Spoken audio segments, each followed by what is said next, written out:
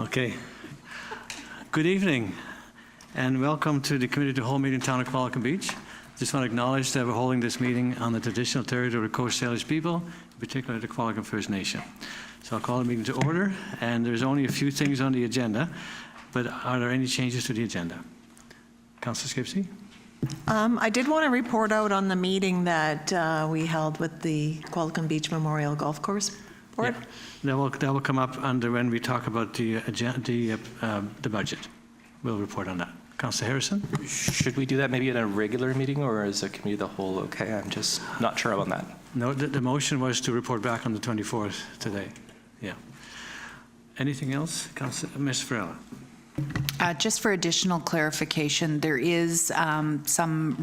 are some recommendations at the end of the presentation the Director of Finance is going to make, which will include recommendations, a number from staff, and then 2 that are council sponsored. So the matter at hand that you wanted to report out at is reflected on the slides.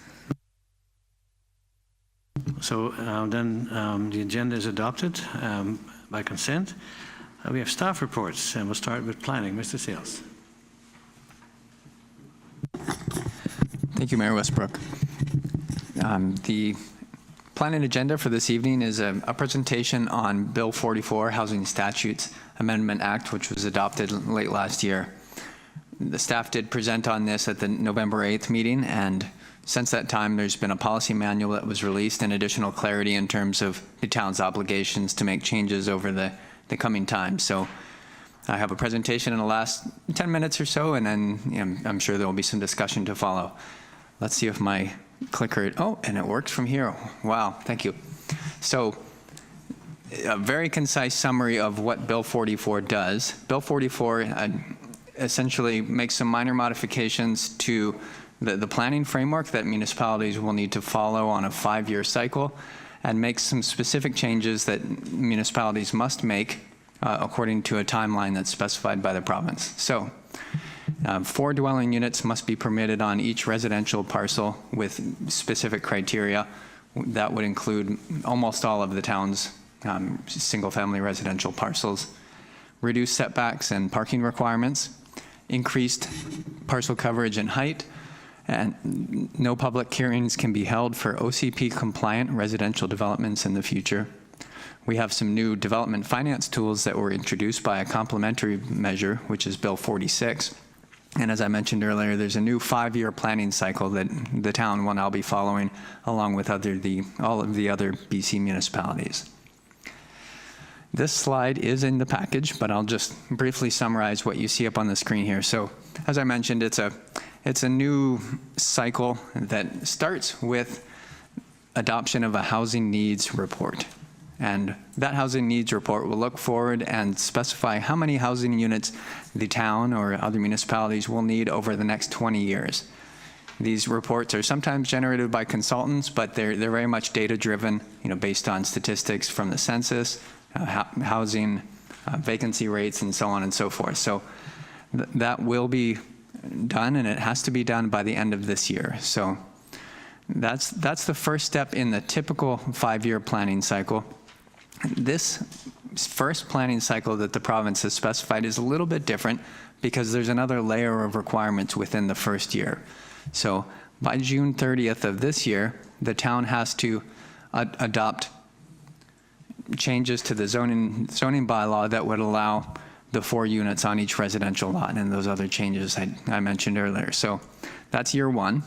Year 2 of the 5-year cycle would see municipalities update their official community plans to incorporate the number of housing units that were specified in the housing needs report so that municipalities have enough capacity in their OCPs to accommodate the growth that's required.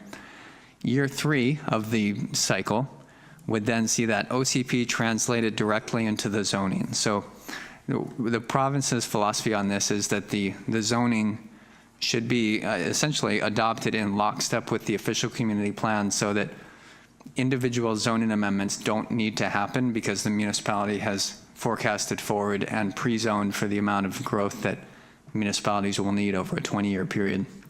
So then there's essentially 2 years that are left in the planning cycle, and then it repeats.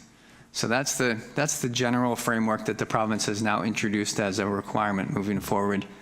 This year is a little bit different, but we are essentially in year one of the cycle. Now, there's a number of challenges and opportunities that the town will face moving forward. These are the three very obvious ones that I think we've all noted. We've heard from members of the public and many questions and so on and so forth. The timelines specified by the province are extremely tight.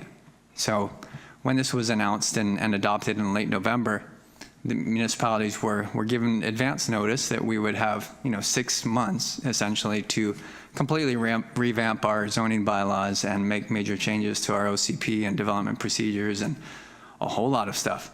So the timeline's very tight, and unfortunately that really doesn't allow room for the amount of consultation that the town would normally undertake when we're making policy changes. So just want to flag that right up front, that's a serious constraint and I would say a challenge as we move forward, because we will need to communicate to residents that it's not that the town doesn't value opinions. We always look to engage the public. However, there's two factors here. The province hasn't left a wide degree of flexibility in how we move forward with this. So there's no debate about whether it's going to be 3, 4, 2 units on each lot. It's going to be 4. So we shouldn't engage the public on something where there's actually no decision to be made, essentially. And then secondly, the time constraint. So if we can't do meaningful consultation, then we'll just have to save the meaningful consultation for a later time, which we'll cycle back to. And then the second major constraint is that by having the planning department essentially sidetracked to focus a lot of resources on these planning initiatives that the province has specified, it's diverted resources from some of the projects that council wanted to undertake that were certainly significant community projects. And I don't think at the start of the term that you had it on the agenda to completely rewrite the planning process, but here we are and we're moving forward. So that's challenge number 2. And the province, by doing this, has essentially clawed back some of the authorities granted to municipalities by the local government and the community charter. So they have withdrawn some of the authorities given to municipalities. So now I'm going to break it down into direct impacts and indirect impacts, sort of at a bit of a higher level. So one of the common complaints or comments that we hear when we're considering these types of changes is, what will this mean for the community and our character overall? So Qualicum Beach and many communities on Vancouver Island identify themselves as predominantly single family, large front yards, lots of bungalows. It's been the defining characteristic for many years, and I think people wonder what this will mean moving forward. Like, will we see dramatic changes in the neighborhood with maybe taller buildings or more infill? So that's something that we'll have to grapple with when we get into the design guidelines, because that is something that we need to make a concerted effort to manage moving forward. So that's one direct impact that we'll need to spend some time focusing on. Infrastructure. What would it mean to have 4 units on each residential lot? Will our water, sewer, sanitary, storm, will it accommodate those units? There's obviously implications for transportation planning when you have a redistribution of density throughout the community, rather than focusing more on the uptown commercial village neighborhood area. Fire protection, there are implications both in terms of service provision and also in terms of the separation between units on individual lots. Bylaw compliance, there will be increased demand on our bylaw compliance officer. Emergency program, once again, this is just a general increase as we see more people, more development. That's more resource, more expectations on existing resources. We need to relook at the development finance tools. So our DCC bylaw will need to be updated as a result of this, because the existing DCC bylaw is already somewhat long in the tooth by this point. So now, given that now we're increasing density quite significantly, that bylaw will need to be revisited. What will this mean for staffing moving forward? Staff are currently confident that we can tackle the work that's laid out over the next few years, but moving forward, what does this mean? So in the work plan later, you'll see that we do have a review specifically scheduled in a few years to address that. And the increased reliance on public spaces. So when we look at a scenario where suddenly there's a lot more development happening on each individual lot, potentially with decreased setbacks, so buildings are closer to the front lot lines, side lot line, potentially rear lot lines, there's less room on their individual parcels for things like gardens or trees, landscaping, recreation areas. So that puts a lot more pressure on public spaces. So instead of recreating in their backyards, they might all be going to the park. So it kind of changes the dynamic between private recreation on their own private property and use of public spaces. Not necessarily completely a bad thing, but it's definitely a shift in recreational emphasis. So that applies to parks and trails, community gardens, different prospect for street trees and urban forests, and there's also an impact on street parking. So continuing with direct impacts, I'll run through these fairly quickly. I think you're starting to get the point. Housing affordability, we hope that this has an impact on housing affordability, and we will cycle back to that later. So there is, potentially the silver lining here in this here, that housing affordability, vacancy rate, housing diversity. Actually, those probably shouldn't be under challenges. Those are actually more the opportunities. But anyway, those are important to note. Electrical infrastructure, gas, public transit, building code implications. How will it affect property assessments? That's outside of the town's jurisdiction, but it is something that residents have asked, and it's a good question. We don't know at this point. There's the growth-related impacts that just increase demand on existing services such as schools and education, healthcare, recreation, police, and social services. But it's not all doom and gloom. I think it would be a disservice if we only described the challenges and didn't actually discuss any of the opportunities, because there are some. So I divided this into short-term and then longer-term opportunities. So in the short term, I think we will reasonably see, as a result of these zoning amendments, some more infill garden suites, carriage houses, and suites within houses, because residents will have more flexibility in the way that those suites are incorporated onto their lots or within their houses. So potentially a benefit there for sharing properties between families or aging in place. Where there's empty lots, I think we'll probably see a little bit of infill multi-residential happening over the next 5 to 10 years, because where there are empty lots, those would naturally be the ones that would be constructed first, maybe with a little bit more density, 2 units, 3 units, 4. Who knows what the developer will choose to do at that time. I'd say it's a real opportunity for the town to review design standards for properties outside the village neighborhood. So as I think council and many members of the public are aware, we have very specific design guidelines within the commercial area. So it kind of specifies what things need to look like, and where the windows should be, colors, materials. And I think that's one of the reasons that Qualicum Beach has really cultivated a charming uptown area. In the single-family neighborhoods, there's never been that focus on design. It's been left to individual property owners to make decisions on their own.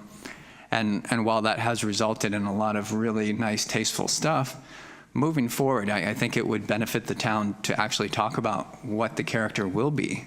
And that involves construction on the single-family lots, the infill, but also what the streetscapes would look like. So I think that's a real opportunity that it's never come to focus before, but through an initiative that's come from the province, it will be front and center now, because that needs to be a focus moving forward. In the long term, once again, these were also in the constraints or the challenges, but these really are opportunities moving forward. I think in the longer term, as properties turn over, houses are redeveloped and such, it will result in more housing diversity, affordable housing, proactive planning, which is starting with the OCP, having the higher level policy discussions, and then translating that moving forward through zoning and into buildings. And I don't think anyone will miss zoning amendments, so I put it up here as a constraint, because developers, council, members of the public. I've never talked to many people that enjoy the zoning amendment process, whereas OCP amendments are much more constructive and visionary moving forward. So the optimist in me would say, great, we're moving past a process that was generally disliked by everyone, and hopefully we can embrace the same kind of discussions at the OCP level. And a better match between the housing residents want and the town's current housing stock. So someone asked me a question the other day whether I thought that the town's existing housing was well suited moving forward. So did we have what our residents need? And so I looked back at the 2017 Quality of Life Survey, and through the lens of that question, and I think it highlights something pretty interesting. So that here's the top 10 results of the question when people were asked, what type of housing do you think the town should allow outside of the village neighborhoods? So in the area that's predominantly single family right now, what should we be allowing? So these are the top 10 responses, and 7 of the 10 responses are not allowed in the zoning. So in answer to that question, like as we move forward into the future, maybe we shouldn't be disallowing these things that people have said they want. So once again, we don't really have the choice anymore. Most of these will now be permitted through the changes at Bill 44. Seniors care, of course not, but the other ones here will come along with the provisions of Bill 44. So now, kind of shifting gears, we're getting into a different level of detail now. I'd like to take council and the public just through a step-by-step analysis of what this year looks like and then what the next few years will look like. So we looked at the overall 5-year planning cycle. So now we're going to look at it in more detail. So before June 30th, so it's basically now, here's what we need to do. So the planning department will be leading an update to the zoning bylaw. We will need to lead an OCP amendment process so that we can put some interim design guidelines in place for small-scale multi-unit housing. So as I mentioned earlier, there's currently no design guidelines for single-family areas. If we're going, and we are going to permit more density in these areas, we should have design guidelines in place so that, when that happens, that they're there. So someone can't walk in with a building permit for something really ugly on July 1st. We want to have everything in place by then. Interim frameworks for short-term vacation rental. Actually, that's the result of a different piece of legislation, but we're also going to tackle it during this little stretch here. We need to update our development and construction guide. We're going to discuss possible integration of some amenity cost charges through that new development tool. The province is still releasing some details on how we can use that, so it's a work in progress, but we flagged it here as a potential for the first 6 months. And we need to start that housing needs report that will be done by the end of the year.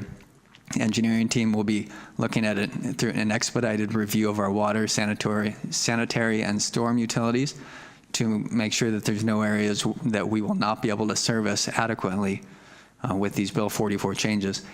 If there are areas that cannot be served, then the town would need to request an extension for those particular areas, and the minister would need to review that request and then respond as to whether the extension can be granted. So some technical work there.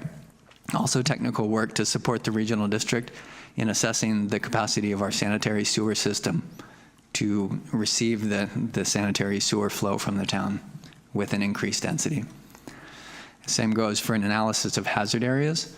So the province has identified that if there are areas in the town with hazards that cannot reasonably be mitigated, then those don't have to be upzoned to allow 4 units. So that's another technical analysis that would need to happen.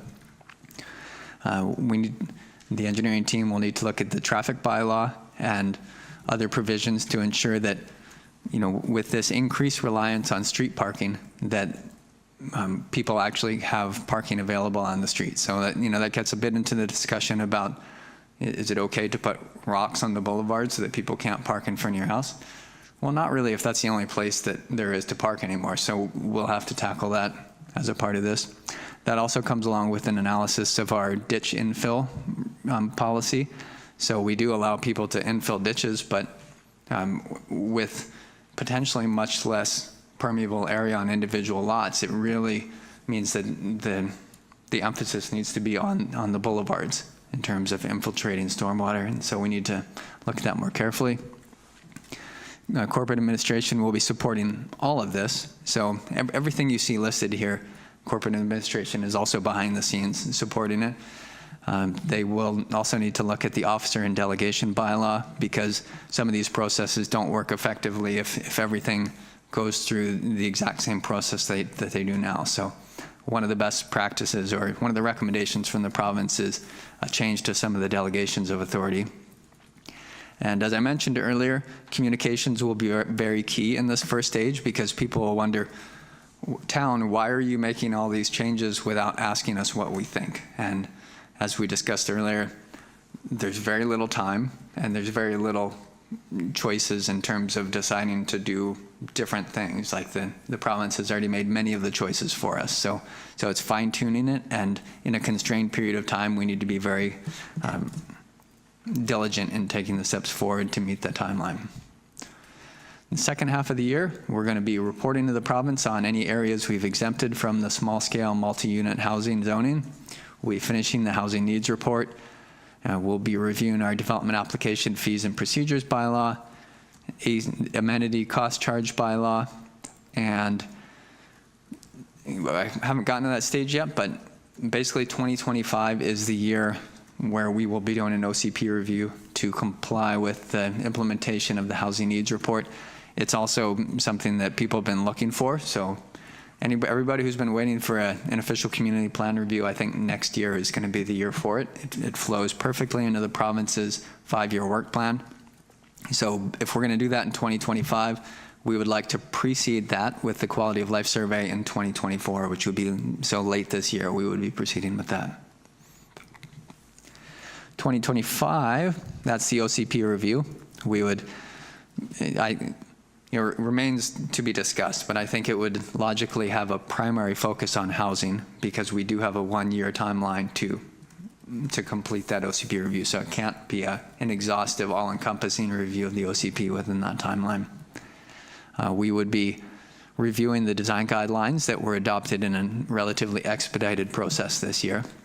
Same with the design standards for boulevards and streets. We would be submitting an updated regional context statement to the regional district. And I think in the OCP review coming up, it really warrants a discussion that now that we know that the town has to update our OCP every 5 years and do these housing needs reports, and we know that the province will be requiring compliance between the zoning and the OCP, is our OCP really structured effectively to do that in an efficient way? And because the current OCP is a very thick web of policies that in many cases contradict each other, it can be challenging to defend complete compliance. So that's really food for thought. I just kind of put it out there that is our OCP in the current format the best format as we move forward? And I think that's something we should probably ask ourselves as we advance with the OCP review next year. 2026, so this is after the OCP review. In the 5-year cycle, it has the municipality updating the zoning to comply with the OCP. So that's largely almost a housekeeping amendment, I guess, but it's a large housekeeping amendment. So any changes that are made in the OCP in terms of residential allocation or density, those would be made to the zoning in 2026. This would also be a good year to make sure that we're up to speed on all the water servicing plans, storm, sanitary, and also we would be reflecting on the 2 years preceding and talk about staffing and where the needs might be and whether they need to be modified moving forward. And then 2027 and 28, we're just laid back. I mean, we've gotten so much done by that point, right?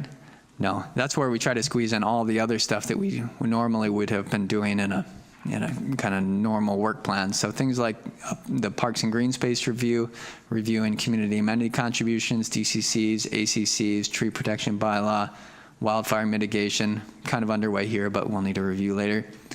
And I also flagged OCP neighborhood plans because of the fact that the town, as I mentioned earlier, has never had neighborhood level plans, right? So the plan for Eagle Crest is exactly the same as the plan for Chartwell, is the same as the plan for West Qualicum Beach. We've never had that neighborhood level discussion. So potentially moving forward, it might add a lot of value if we created these neighborhood level plans at some point in the future to really give more detail as to both the form and character of housing, but also the form and character of streetscapes and the amenities that we have there. So flagging it here as potentially a very high benefit item. So what will the next couple months look like? This is the detailed breakdown.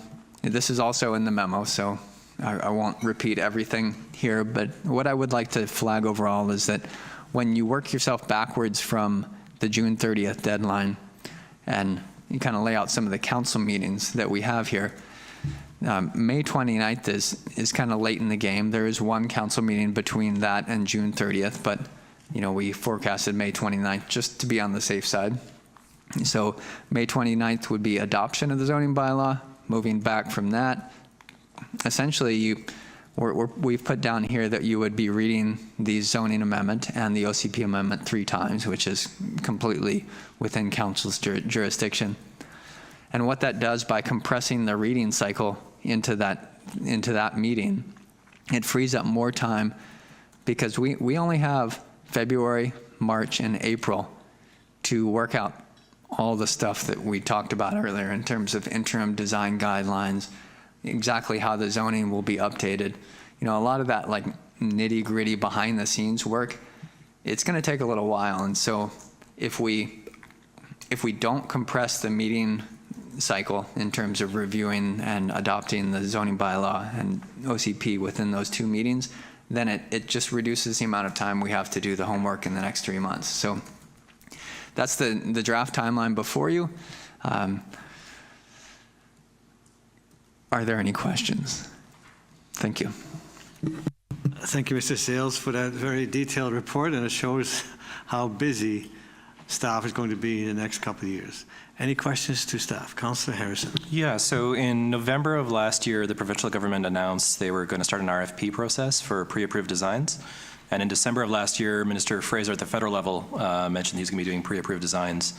I think it would be, again, overlapping with this. It's not so much the single-family strawberry box homes. It's going to be more multifamily. Have we had any contact with either CMHC or the provincial government on how that might impact our design process? Because if we're going to be passing an OCP amendment and then 2 days later we get a design guideline saying, by the way, that's not actually applicable, I just want to make sure we're working with the province on that. Mr. Sales. Sure, thank you. Excellent question through the chair to Councillor Harrison. So yes, I think the province and the federal government are both very much aware that the amount of housing that would need to be built within a reasonable time it cannot all be site built, right? There will need to be a lot of prefab and there'll need to be a lot of pre-approved designs. So that is being advanced at the provincial stage with a lot of support from the federal government.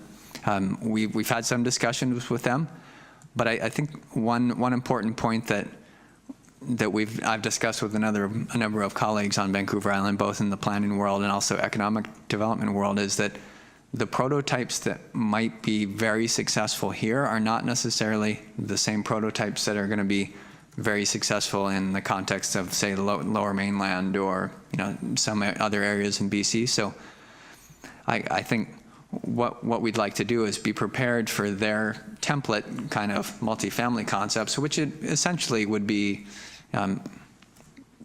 reflections of the National Building Code, as much as design, like really just working out the nitty-gritty of how the buildings function.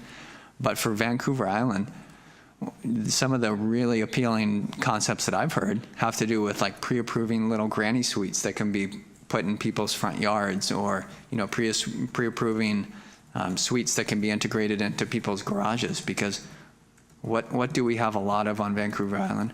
Front yards and garages, right? So if we're really looking at ways to incorporate gentle density into our neighborhoods, those might be some of the real low-hanging fruit. So in answer to your question, yes, we are preparing to be able to receive those pre-approved designs from the province and the federal government. And we're also, as staff in various municipalities, kind of keeping an eye on how we could advance a bit of a more prototype that's specific and appropriate to Vancouver Island as well. So similar methodology, slightly different design concept. Thank you. And just to follow up, I think that's a great point, because the province hasn't specified how detailed those plans will be. So it might just be, here's how you meet code and get the bones of your building built, and then you can put on the siding and whatnot as you see fit. Or it could be something which is rigorously detailed, and then maybe we have less flexibility. But I just think those are two things that I know both federal and provincial governments are really trying to advance quickly to respond to what's happening across the country. So I'd expect we'll be getting, again, more information trademark soon. But thanks for the answer to the question. Thank you, Councillor Harrison. Councillor Van der Valk? Yeah, I just have a couple of questions. First of all, I really appreciate the way that you've set this out. I think it's quite informative, and I'm wondering if there is an intention to hand it out or send it out to residents in some kind of form. I guess that would be my first question. Thank you. Through the chair to Councillor Van der Valk. So this is coming to council in the committee of the whole format first before we distribute it, to get some initial feedback. I mean, like we mentioned earlier, there's not a tremendous amount of feedback on the product, but there is some feedback on the process that we could incorporate at this point. So before we put out any email blasts, we wanted to field it with council first, and this is the opportunity. So if council, after hearing the discussion today and the presentation is generally satisfied, then yes, our next challenge is to communicate to our residents that this is what they can expect over the next 6 months, year, 4 years. So yes, absolutely. Thank you. And I'm also wondering, because it is such a compressed timeline, how the decisions will be made if there is no public consultation, essentially, and how we might field questions that people have, because there are going to be a lot of questions, and to refer them to the provincial government website is a little, I don't know that it's particularly easy to read or to understand for the general public. So is there a way that they can have input, even though there's not public consultation per se? Thank you. Through the chair to Councillor Van der Valk.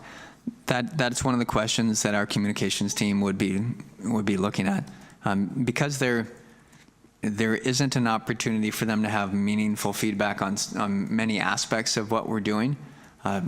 That will need to be communicated, but then there are some areas where there will be some flexibility, and we're still working that out. But we also have had some concepts about having meetings not to receive input, but to present what's going on and to have an opportunity for people to ask questions, just so they understand that it's not that the town doesn't want to have the feedback. It's just that their feedback, unfortunately or fortunately, depending on your perspective, because of the process that the province has set out, we may not be able to incorporate their feedback into the changes in the end anyway. So we need to just be completely upfront that we have flexibility in some areas we just do not. So here's what the town is going to do. Thank you.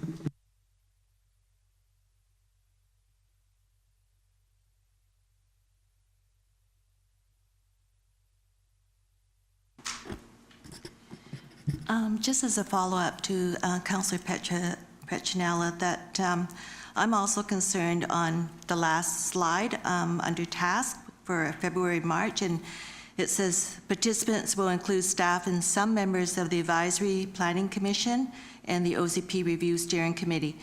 I think it should be more open to respecting all our expertise that we have in our community and what our residents would want, that, and especially because of the timeline that it's so crunched, that I think more people participating with maybe a faster input might be more helpful than just having a select few, maybe. Thank you. Through the chair to Councillor Young. So I hear what you're saying. It absolutely makes a lot of sense. In this case, I think back to the proverb, if you want to go fast, go alone. If you want to go far, go together. In this case, we need to go fast. And so essentially what that means is we need to move with a smaller group. And I think that having the right people as a part of that group will be important. But with a smaller group, we can really dive into deeper issues in a much deeper way, right? Because if we engage a much broader cross-section of the community, I think the discussion will be very superficial. And so if we want to have a meaningful product, in the highest quality before that deadline for council, I think we need to have a smaller group and more deep focused sessions. Thank you. Follow up? No, are you finished? Okay, thank you. Councillor Skipsey. Oh, okay.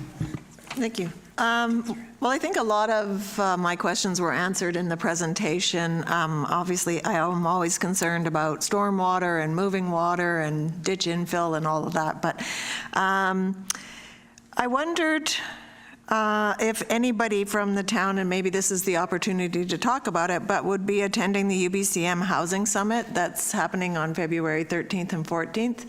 And I understand that there's an opportunity to participate virtually or in person, but there will be a lot of discussion around Bill 44.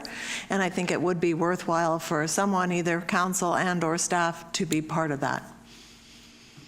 Thank you. Councillor Harrison. And to that point, I was planning on crashing it, but I think I'm on an island on my position, so I wouldn't be going representing the town. I'd be going on my own. To the point that was raised by Councillor Young, I'm thinking back to something, I've mentioned this once or twice in the past, back in the Second World War, before you had the CIA, you had OSS, they were called. And they had this manual for folks who were in Nazi-occupied territory, how to sabotage meetings. And one of the first points they made was get a large number of people in the decision-making body. And that was one of their first recommendations on how to sabotage things.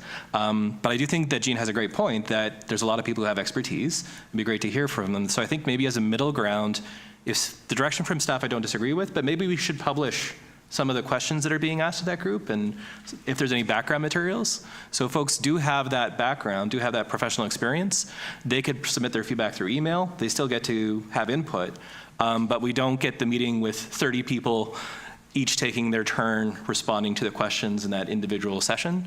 And so you get both speed, but then also to an opportunity for a bit broader access.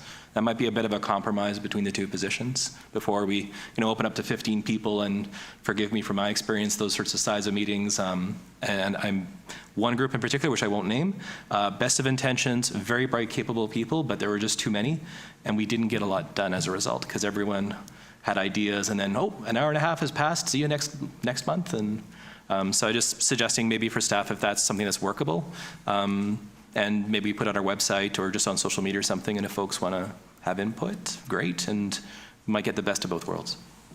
Thank you. I think that's what Mr. Sales talked about earlier, is to advertise what's happening.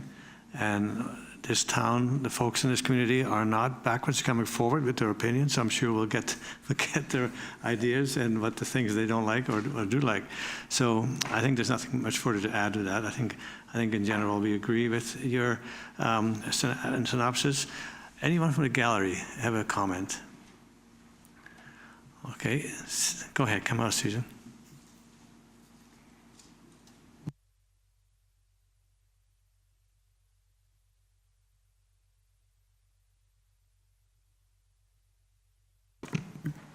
Okay. Yeah, that was an excellent presentation. Thank you, Luke. And I know you put a lot of work into that. There are just a few comments that I wanted to make. One relates to short-term rentals. And there is some work that will be done on short-term rentals as part of this work plan. But I just wanted to remind people that I don't think there's a very good understanding in the public about how short-term rentals are governed or controlled by the town in residential areas. And so I do think there are some people who feel that as a result of the provincial rules, that now short-term rentals are permitted in your principal residence and garden suite or accessory suite.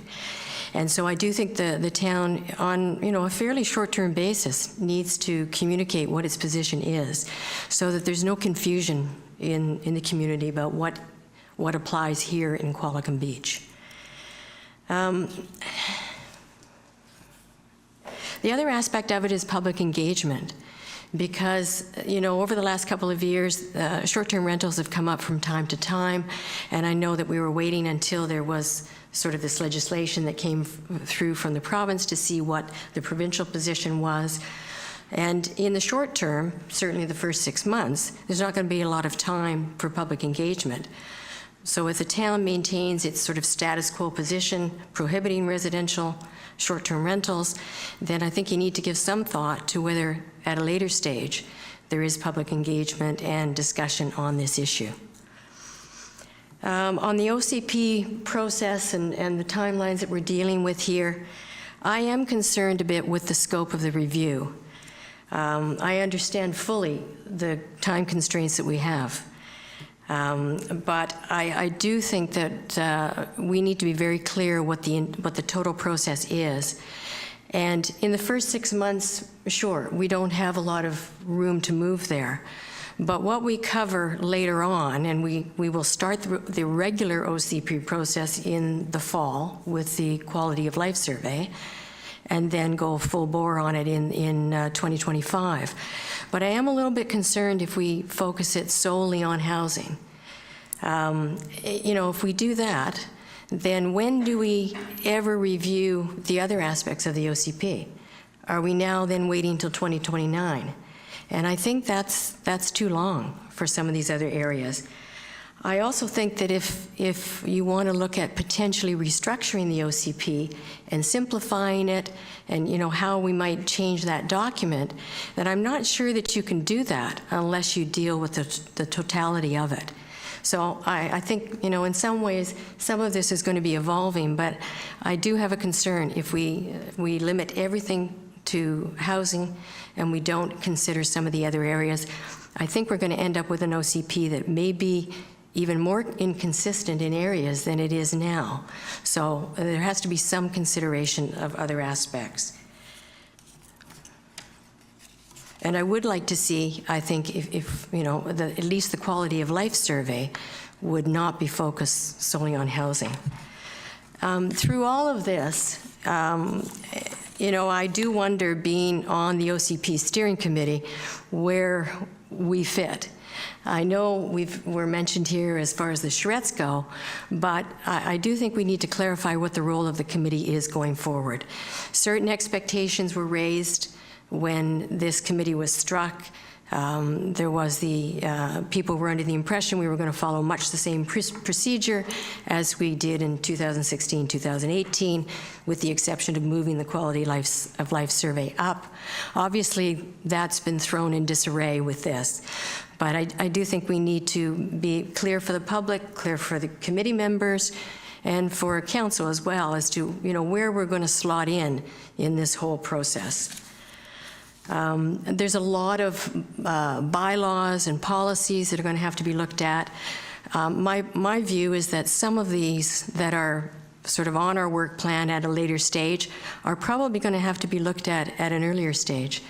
And so I see that maybe there will be need for consequential amendments at the same time we're doing some of the early amendments to the OCP and zoning. So it's just something to keep in mind. The concept of public hearings, yes, the town is constrained, certainly in the first 6 months.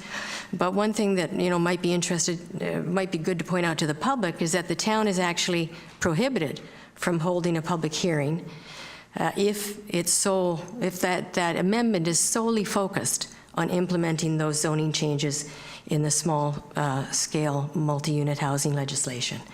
So it's not that you don't have the flexibility in time. You're actually prohibited from doing that. The last point I wanted to make was on the exemptions, and in particular the servicing issue and the review that's going to be undertaken by engineering to look at areas that are not connected or serviced by our utilities. And I'll mention Eagle Crest in this respect, because we know that there are storm drainage issues in that area.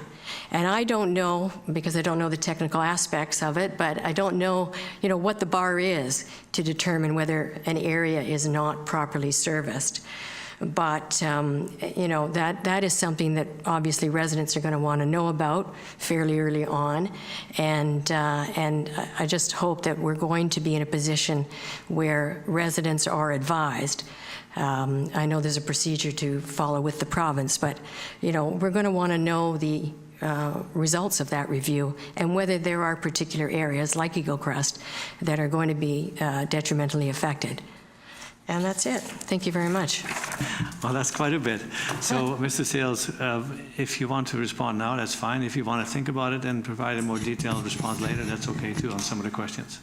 Go ahead. Thank you, Mayor Westbrook. I would just like to briefly address the OCP Review Steering Committee, because they're potentially a very high value group, like, a lot of very experienced residents with a depth of experience that lends itself very well to advising council. In the next period of time, what I've advised the group that we'll be focusing on is that communication aspect, because I think that the group, being the cross section of our community that they are, would really be able to highlight those key messages that we need to communicate to the public. And so that's what we've highlighted as the topic for our next OCP Review Steering Committee meeting. And where it goes from that, not entirely sure, but the group will prove a very valuable asset in terms of identifying the issues that we need to address in communication and the questions that residents will reasonably be asking. So that's the next step for the OCP Review Steering Committee, and I think it will evolve. We'll give as much clarity as we can. I'm reluctant to let them go as a group just because they're so great. So believe me, I would like to use them to the maximum extent possible with communication as the first focus. Thank you. The first question that was raised, or point that was raised, was about short-term rentals and how the province is now dealing with this. What do you think would be our best way to provide a message about what is allowed, what we're supporting, and what we don't support? Thank you. So that is also a key message we need to get out, because the province, through its regulation, has not loosened any of the town's zoning restrictions. So because the town didn't permit it before, it doesn't permit it now. This will really come to a head in May when the province's legislation comes into effect, because shortly after May, short-term vacation rental listing providers like Airbnb or VRBO, HomeAway, they will need to list a business license on their listing, or they won't be able to list with those providers. So people will know one way or another, when they try to list their properties, but we're going to try to get out ahead of it, make sure people understand that the province's legislation did not loosen any of the requirements. And on the work plan, we are intending to engage with the Parksville Qualicum Beach Tourism Association and stakeholders in that field of expertise, because we really want to also understand what the impacts are to our tourism community. When we take what's potentially a fairly large number of short-term vacation rentals off the market in May. So I guess that was a little bit of a meandering answer, but to summarize, that will need to be a key message that we work with our communications consultant on to make sure everyone is aware that these changes are coming. The province has not loosened the regulation. And then two, we will be taking a serious look at whether we need to make some kind of quick pivots in the town's approach to short-term vacation rental, if we hear from our tourism operators that that's going to have a serious negative impact that we need to address in the short term. Thank you. And thank you, Ms. Lloyd, for all the points you raised. I think there will be some more thoughts coming out of that, especially telling people that actually public hearings are prohibited. I think that's a good point to make as well. Thank you. Councillor Van der Valk and Councillor Harrison. Thank you. I'm just wondering if the province has any kind of body where the public can ask their questions of the province, because if our planning department and all our departments are going to be short on time and sprinting, as you've aptly described in your presentation of the work plan. That's going to take a fair amount of time to field those questions. Does the province have anything in place that you know of that people can go directly to rather than just sending them to the website? Through the chair, I'm not aware of any resources to answer questions directly. Except perhaps to our MLA. Councillor Harrison. Yeah, I just suggest too that if we're going to be reaching out to the Tourism Association, we should also be reaching out to the Chamber because respectfully, the Tourism Association is disproportionately hotels who have a bit of a vested interest in making sure there are no short-term rentals at all. Make sure there's more accommodation in their business, right? So we might want to make sure we're talking to the restaurants. Yesterday in Global News, the BC, I forget the name of the association that represents all restaurants in BC, but they basically said, by their report, which again, I haven't seen the methodology, so grain of salt or several, but they said roughly right now about half of all restaurants in BC are not having a profitable year. And if we significantly curtail short-term rentals, both in Parksville and in Qualicum Beach, and potentially in the regional district as well, all at the same time, you have suddenly 200 fewer units or more coming off the market all at once for our whole region. That could be very, very difficult summer this year for a lot of restaurants and other tourism-related businesses. Yes, I saw that report. They were anticipating maybe a third of the restaurants may not make it. Anyone else? Thank you. And is anyone else from the gallery like to make a comment? All right, then Council, would you like to move that we receive this report that was very well presented? Councillor Van der Valk, Councillor Harrison, discussion, all in favor, opposed if any, carried, thank you. And then the second part about the letter, which is on page 11. I thought it was a very well-written letter, but if there's any further comments, rather than wordsmithing, because we still have the financial plan to go through, was there anything in particular that a member of council wants to point out that perhaps should be in there? Councillor Harrison? Oh, I was just going to say that for me, just one of the things is when we're talking about the affordability aspect, that's been included in the projections from the province. Now, you can debate that methodology. I think it was Jens von Bergman and a few other folks who were involved with that, so it's a little bit beyond my level. But technically, although I don't agree with the letter, I've already had my say in the Times Colonist on November 18th, so I'm not going to endlessly belabor that. Yeah, if folks are interested in my position, read the letter that says everything. Councillor Van der Valk? Yeah, I did. I'm not quite sure if it's more wordsmithing or not, but there are some points. I suppose the idea of smaller towns up the coast rather than concentrating all the growth in Parksville, Qualicum Beach, looking at Bowser, Deep Bay, the idea of many smaller areas rather than forcing us all into the lifestyle of the big city. So I think that should be looked at. And in the letter, it says, it refers to larger multifamily projects. And I was just wondering what exactly, is that referring to anything specifically, or is that just a general idea? Because I think the whole idea behind Bill 44 and also what the town wants is gentle densification, not large-scale projects. I'm having trouble talking. So I'm wondering if that's in reference to a specific project. Thank you. Through the chair to Councillor Van der Valk. So when we talk about larger developments in this context, essentially what we're doing is drawing a line between those developments that can be constructed as of right, so they're already in the zoning, it's already pre-zoned. So in this case, it would be like the 4 units per lot.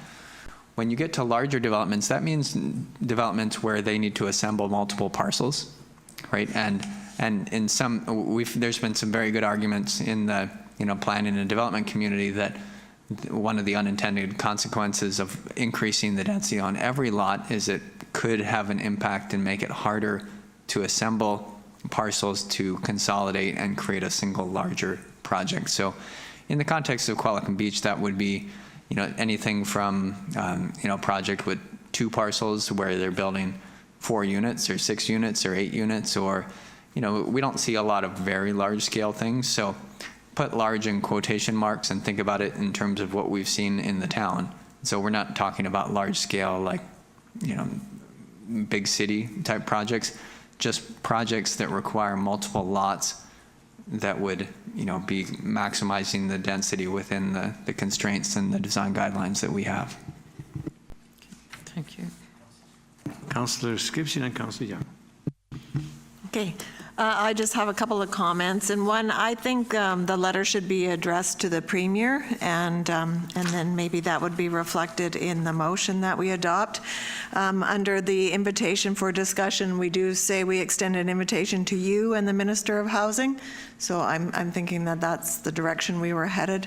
And then I do have a list of people, I think that, and organizations that the letter should be copied to, and I will send that to staff. Okay, Councillor Skipsey, Councillor Young. In this letter, it mentions that the province will provide some funding. How is that available for access? And when they are allowed to just go ahead and do the density, and we haven't done a review of the OCP or the quality of life, does that seem fair? Because then they're able to go ahead and build, and we're not saying like we have a certain step code regulation that we'd like to see attained, and because we are very environmentally mindful in this community. And how about the DCCs and the community amenities? That also should be something that should be a standard thing that's expected from any of these new developments coming up. Councillor Young, any changes or additions to the letter? To this letter, yes, it's just asking for more time, which is good, but we could also outline why we need the more time, and it's to be able to put in our survey of life and our OCP, not delayed for a year, but our staff is overtasked right now, but we need to be able to have that time to do all this developed side by side. Mr. Seals, I think that's ship or sailed, but go ahead.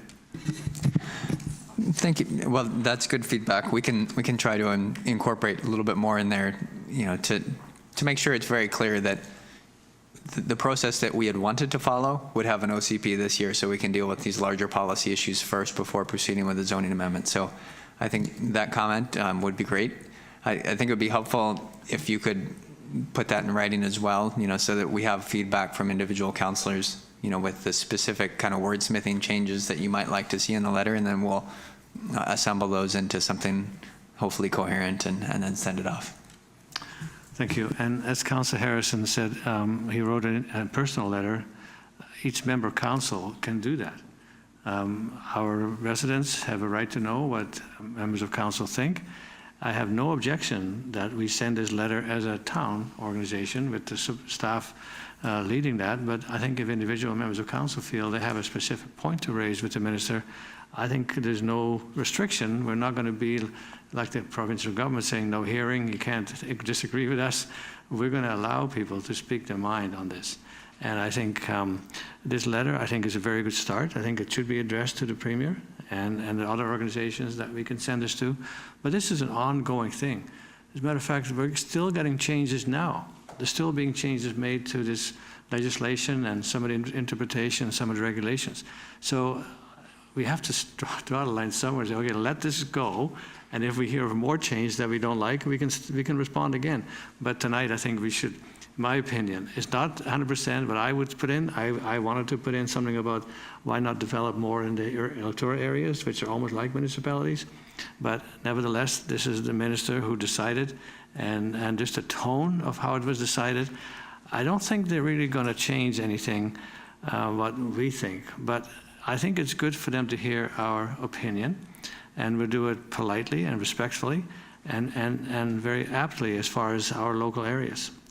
So I think there is we need a motion to approve this letter, and then we can still debate it if council wants to, but could I have a motion to accept the letter, basically? Councillor Skipsey? I'd like to move it, and that the letter be sent to the Premier, Minister of Housing, and other appropriate parties. So just insert Premier before Minister of Housing. A seconder? Councillor Vandervalk, discussion? Councillor Harrison? Just to add, I think staff's right not to include the other areas because in the last census from 2016 to 2021, the town of Qualicum Beach grew 4.0%. The next fastest growing community second slowest community is Area G at 6.4. And I think Bowser in total numbers added more people than Qualicum Beach did in the last census. And they grew up at a rate of around 10.5% during that time. So I think we might want to lay off that because there are a lot of folks moving to Bowser these days. Yeah, and I didn't push it. That was my thought. So I'm fine with the letter. So any further discussion? Councillor Vandervalk.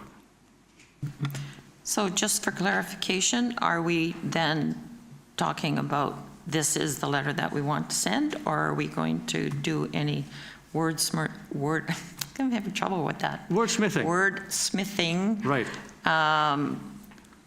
Come after this. I don't think we should be doing any more wordsmithing tonight. I think we Okay. should send it. Okay. But like I said, I welcome anybody who wants to send a letter to the minister. But I think to continue to wordsmith this letter tonight, I don't think is very, very helpful. Councillor Harrison? And I'll just say too, I do think this letter is well written, even though I don't agree with it, so I'll probably not be voting for it. I do think it's actually pretty well put together. Thank you. So with that, it's been moved and seconded. Further discussion. All in favor? Opposed, if any? Carried. Thank you very much for everybody's cooperation. I thought this wordsmithing might take a while. So with that, financial administration, Mr. Hare. Sorry, did I miss somebody? No, I just wanted to make a comment. Okay, go ahead. Talking about the individual letters, I think we should also encourage residents to write letters if they so feel inclined. Well, as I said, in this town, I've never experienced where people wouldn't write their thoughts to anybody they thought should get it. So, but we can definitely, no, I'm not going to, people do what they do. And I think that, and they elected us to speak for them, and I think we did tonight. Thank you. Mr. Councilor Young. Just to follow up on Councillor Petronella, it would be more strength if it was all compiled together instead of individually sent in, I'm thinking. Thank you. The motion is passed. Financial administration is next. Mr. Hare. Thank you, Your Worship. So the purpose of the upcoming presentation, which will be on the screen momentarily, is to provide both council and the public with an understanding of the cost pressures and contents of the 2024 to 2028 preliminary financial plan, and also to receive council input on any adjustments council would like to see reflected in the 2024 to 28 draft financial plan, which will be presented in the form of a financial plan bylaw to council for first reading or consideration of first reading on February the 7th. So today's presentation will be almost identical in format to the January 17th preliminary budget presentation, which was given at the Committee of the Whole. And as we go through the presentation, you will notice changes to some of the slides to reflect the impacts of updated information that we've incorporated from BC Assessment. And any of the changes that are made to the slides, we've marked and flagged on the slides for council and the public convenience so they can see the difference between the presentations. There are printed copies of the preliminary draft financial plan available for those members of the public who wish to follow along. So also please note that the schedules and text in this preliminary draft will also be updated to reflect council direction. So please note that today's handouts handouts to council also include a copy of the Pantone table, which came out of strategic planning to reflect council decisions made at strategic planning on November 10th and 15th. And those are provided so that councillors will be able to reference the council decision making from strategic planning as it's reflected in the financial plan process here. And Pantone table will be branded and attached to the strategic plan as an appendix once we're through the financial planning process. And so if any members of the public would also like a copy of that Pantone table, just please raise your hands and Janelle will be able to provide you with a copy of that.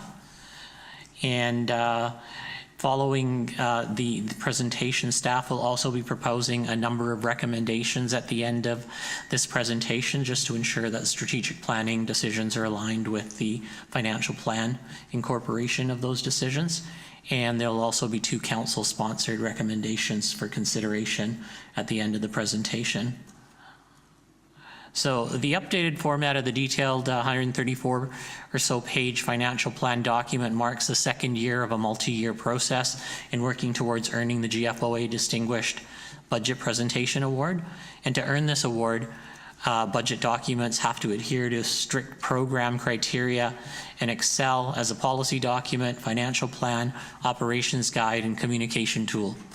These efforts highlight council's and staff's commitment to providing transparent and high-quality budget and reporting documents, and 2024 will see significant strides being taken towards achieving this award in future years. As the draft version contains some structural errors, some minor grammatical errors, punctuation, and formatting, these errors are considered minor in nature and not material to council and public's consideration of the plan content. And it's also important to note that this preliminary draft financial plan is subject to changes to reflect both council's decision-making and the updated BC assessment information that I spoke to earlier as updates are made available to staff. So today's Committee of the Whole is the second of 2 public engagement meetings on the budget process. The previous meeting took place on January 17th, and today's meeting was meant to provide those members of the public who couldn't make it last week an opportunity to hear the financial plan information and provide feedback and comments. So thank you all for attending.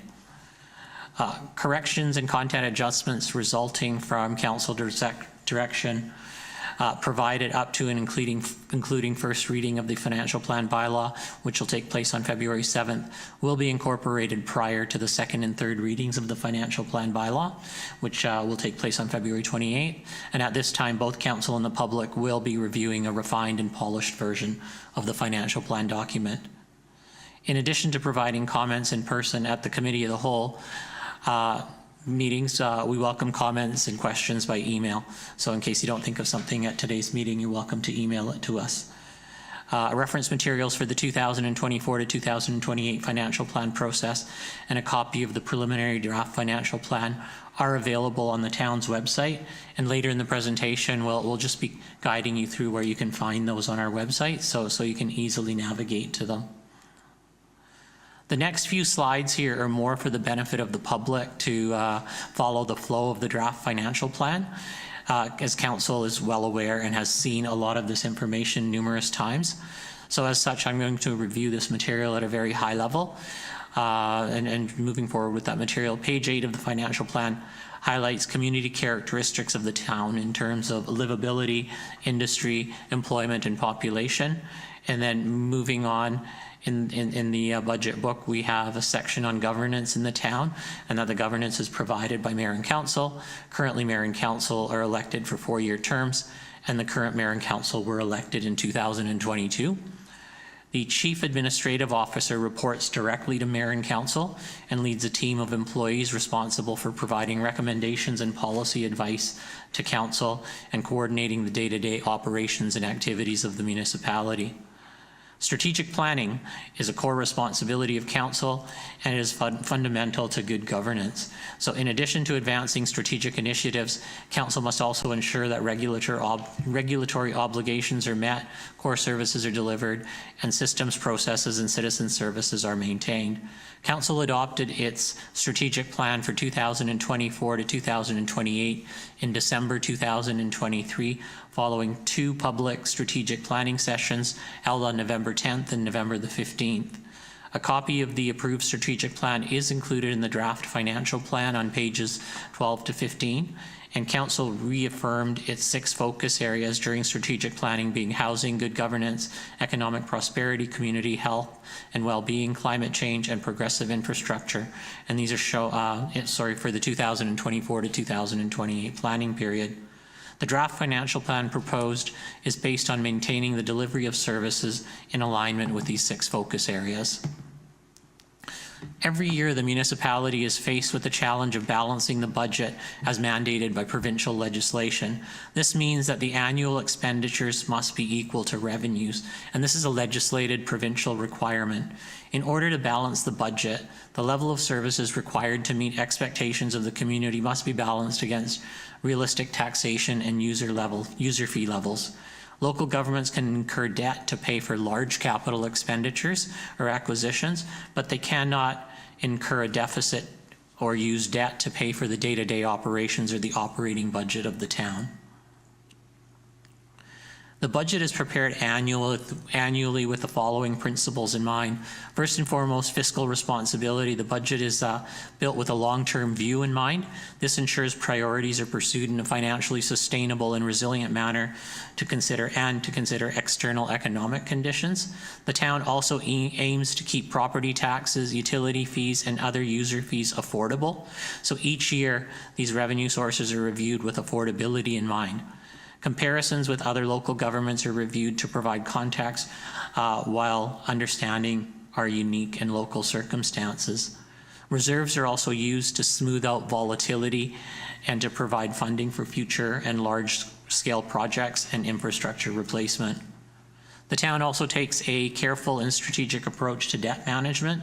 So some debt servicing is anticipated as part of the future long-term asset replacement plan process. And taking on debt also allows for intergenerational equity for longer-term projects. Maintaining core infrastructure and amenities in an appropriate state of repair is also critical to the long-term resilience of the town. This ensures that obligations for asset renewal are not deferred and that infrastructure gaps do not accumulate to unacceptable levels. The following factors are taken into consideration each year in preparation of the budget. Inflationary pressures faced by local government are different than those of the Consumer Price Index, which reviews a basket of goods for a household.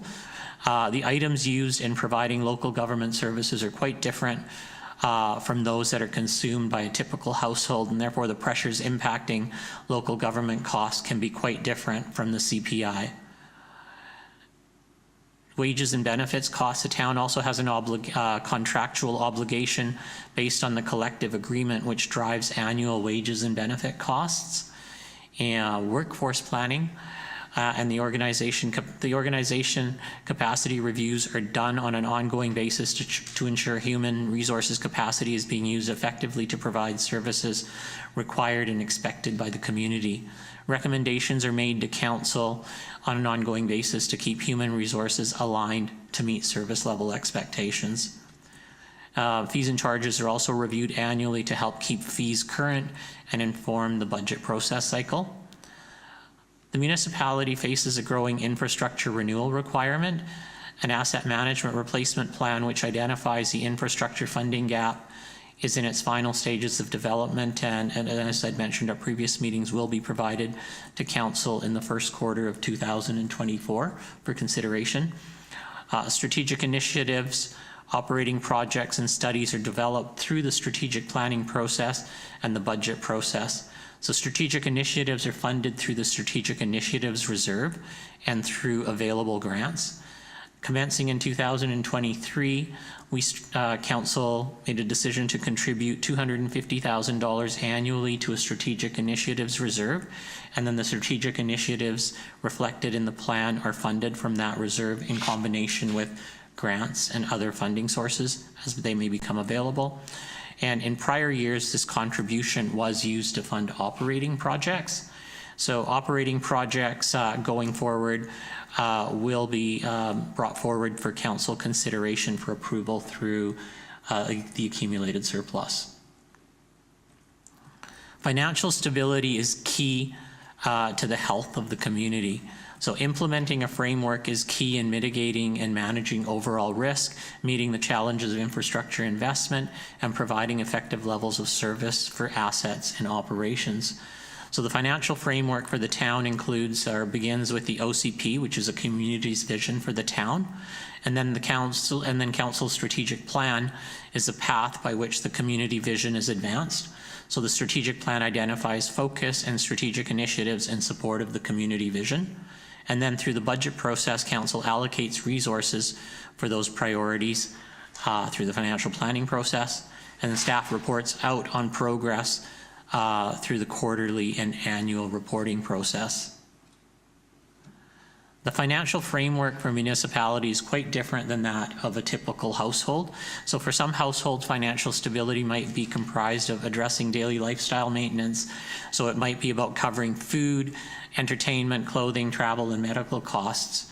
For others, the outlook might be more about the long term, and it would include paying off mortgages or selling off businesses for retirement funding. For municipality, financial sustainability is about being mindful of the financial well-being of future generations. You want to ensure that future generations will be able to continue to receive and enjoy the same level of services currently being provided without being saddled with the responsibility of facing unreasonable cost increases to continue to receive those services. This framework is a key factor in managing overall risk, meeting the challenges of infrastructure investment, and providing effective service levels for assets and operations. This next slide here is another slide that council has seen numerous times, and it provides context to the types of services that the town provides, which range from road maintenance to maintenance of sports fields and other grassed areas, to maintaining the town's hanging baskets in the spring, summer, and fall, and maintaining planting beds, etc.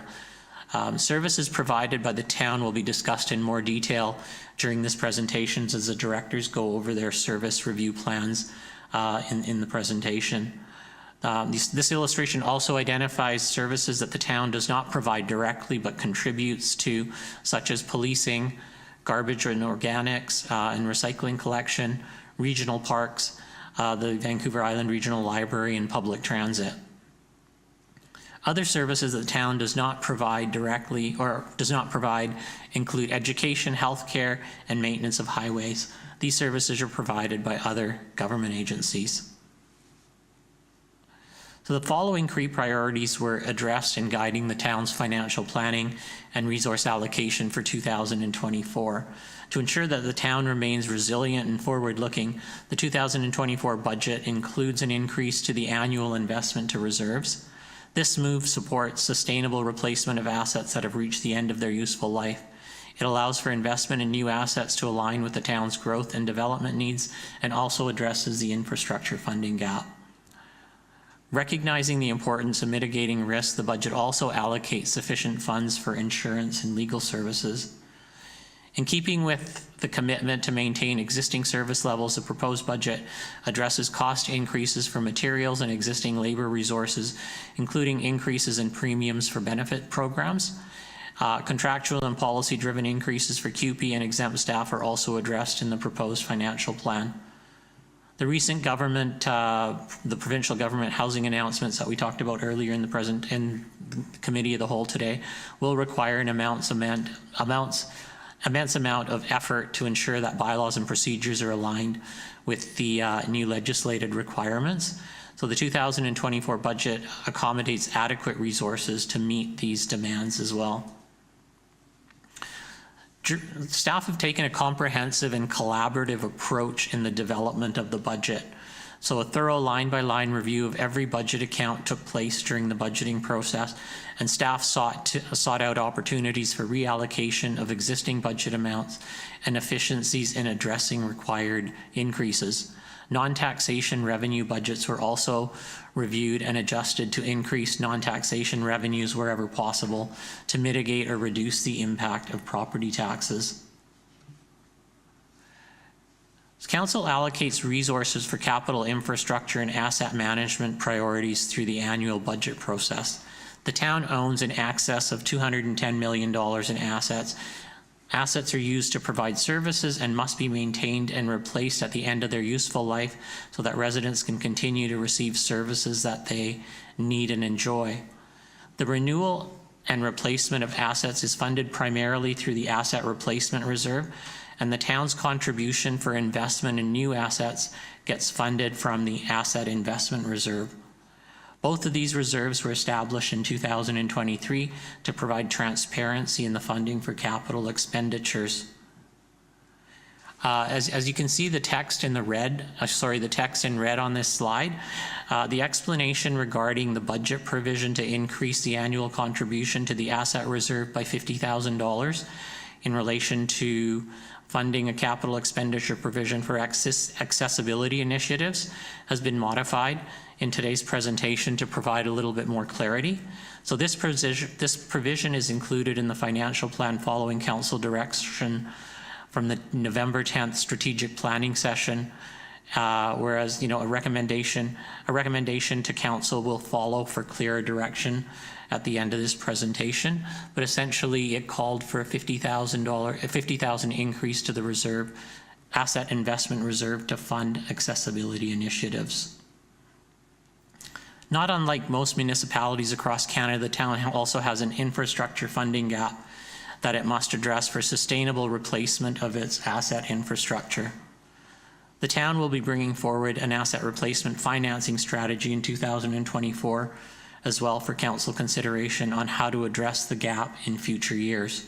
In the interim, an increase equivalent to about 1.5% of the previous year's taxes is included in the budget to continue to address the infrastructure funding gap.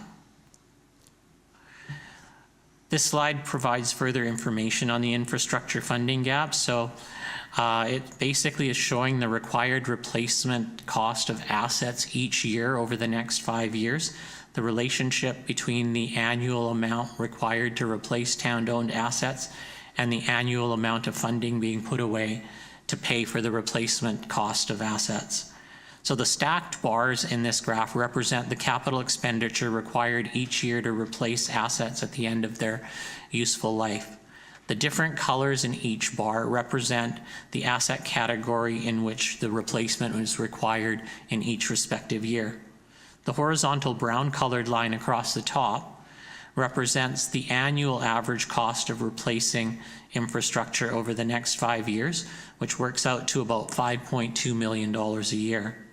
The horizontal blue line below that indicates the amount of money that is annually put into the average amount that is put into the asset replacement reserve, which is currently about $2.6 million.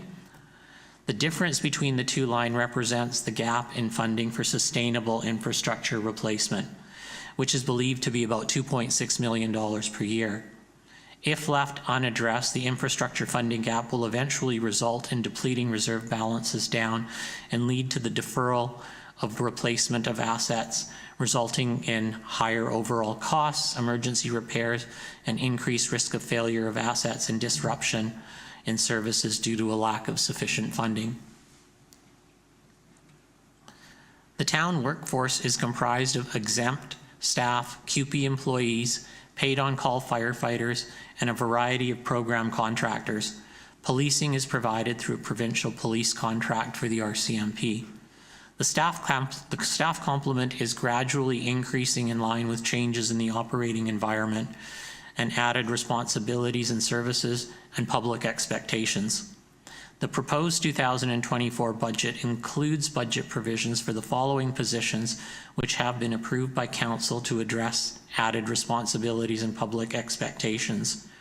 So an engineering technician position has been approved, and it's required to review and monitor development activities related to the town infrastructure and ensure due diligence for managing increased density as proposed, may be affected by Bill 44 housing legislation, and also for collection and digitalization of data for key municipal assets. An emergency vehicle technician mechanic position was also approved by council to ensure that fire apparatus is operational and required maintenance checks are completed to keep in front of apparatus in service and reduce downtime. Equipment and vehicles have more electronic computer components than previously, which require both technical and mechanical expertise. An airport manager position for 3 days a week was also approved, and this position was necessary for risk mitigation and to better meet Transport Canada and Canadian Transportation Agency requirements for operating an airport and to better meet planning and processes. These responsibilities were previously being carried out off the side of a previous Director of Operations desk and require a dedicated resource to address risk and advanced planning and process for the airport. Custodial position was approved to maintain existing levels of service for the town-owned facilities and to address succession planning. Council approved the addition of the custodian position in 2023. A planning and engineering assistant position was approved during the 2023 budget process, and Council facilitated the addition of this position by approving 50% of the funding equivalent to 0.5 FTE in the 2023 budget and deferring the other 50% to 2024. So we're feeling the 0.5 FTE effect in 2024. The proposed budget also includes a provision for seasonal support in parks in advance of the service level requirements for Parks and Green Spaces report, which will be presented to Council. And essentially, the budget includes a provision for a 0.7 FTE request, which is for seasonal staff, which is the minimal amount of additional resources required by staff to meet service levels. And you'll hear more about the required service levels when that report is presented to Council.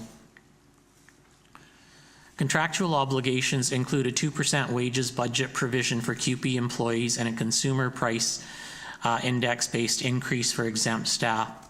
An estimate of 5% was used in the development of the budget in building this, a 5% CPI provision was used when we built the budget. The 2023 CPI index is now known to be 3.9%, and the budget provision for exempt salaries will be adjusted and reflected in the financial plan as such in the next iteration of the budget book. Based on a 10-year analysis of compensation adjustments for CUPE and exempt staff, the cumulative compensation was at par when we were looking at it using the 5% assumption that was used in building the budget. Other contractual obligations which have been taken into consideration are an increase in WorkSafe premiums due to claims experience adjustment and increases in other benefit premiums such as dental and extended health. And there is also a new enhanced CPP premium, which is effective 2024, which is included in the budget. Other cost increases for which budget provisions are included address licensing costs for computer software, IT management support costs, costs of materials for road painting, and janitorial service cost increases for town-owned facilities, beach washrooms, and some public washrooms, and an adjustment to the contract to reflect compensation under contract terms is provided for in the budget. There's also a small contract increase in the police services costs included in the budget as well. Provisions for insurance and legal costs are also adjusted to reflect 2024 anticipated costs. The provision for legal costs is adjusted to reflect the growing complexity and potential liabilities related to municipal operations, and Bill 44 is just one of the examples of the type of complexities that will require legal advice moving forward. The 2024 budget has taken into consideration the anticipated costs of new construction, revenue, and adjustments to lease revenues to mitigate the impact of required property taxation to balance the budget. So the next two slides illustrate the impact of property taxation on the average home and have been updated to reflect information, as I had mentioned earlier, based on the most recent roll from BC Assessment, which is a completed roll. So we received 3 rolls from BC Assessment during the course of the budget process. In November, we received a preliminary roll. And then in January, beginning of January, we receive a completed roll, which is more refined and more complete. But the final roll is received in the end of March. And that's the roll on which property taxation is based. So we don't anticipate to see too much change between the completed and revised roll, although there will be minor changes reflected in the budget book based on the final roll, which are, they call it the revised roll, which will come in play at the beginning of April. So in terms of this particular slide here, with the in 2024, the average assessed home for home in Qualicum Beach is $956,000, which is down slightly from what we had reported in the earlier presentations, and it's actually down $26,700 from last year, or 2.7% below last year. And a reduction in assessment does not mean that your taxes go down. What it does mean is that your taxes get redistributed throughout the year. And so, so it doesn't result in a reduction in the overall revenue collection or taxation to an individual property. So before considering a required tax increase to balance the budget, the average home would pay about $2,138 in municipal property taxes. $1,556 of that would go towards operations, $288 would go towards police services, and $294 would be contributed to asset reserves to fund capital requirements. And these numbers are slightly different from what you saw in the previous slide, because the averages have been adjusted to take into consideration new construction revenue, which is new revenue, which actually reduced these numbers slightly from what was reported previously, because that new construction revenue is basically benefiting the taxpayers that were in the pool in the previous year.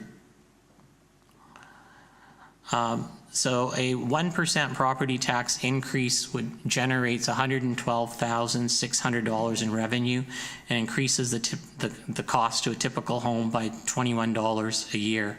And so this number again is changed, the one highlighted in red. In the previous presentations, it was reported as $111,000. So this, the information in this slide also changes from the previous meeting and from what's included on page 24 of the budget book.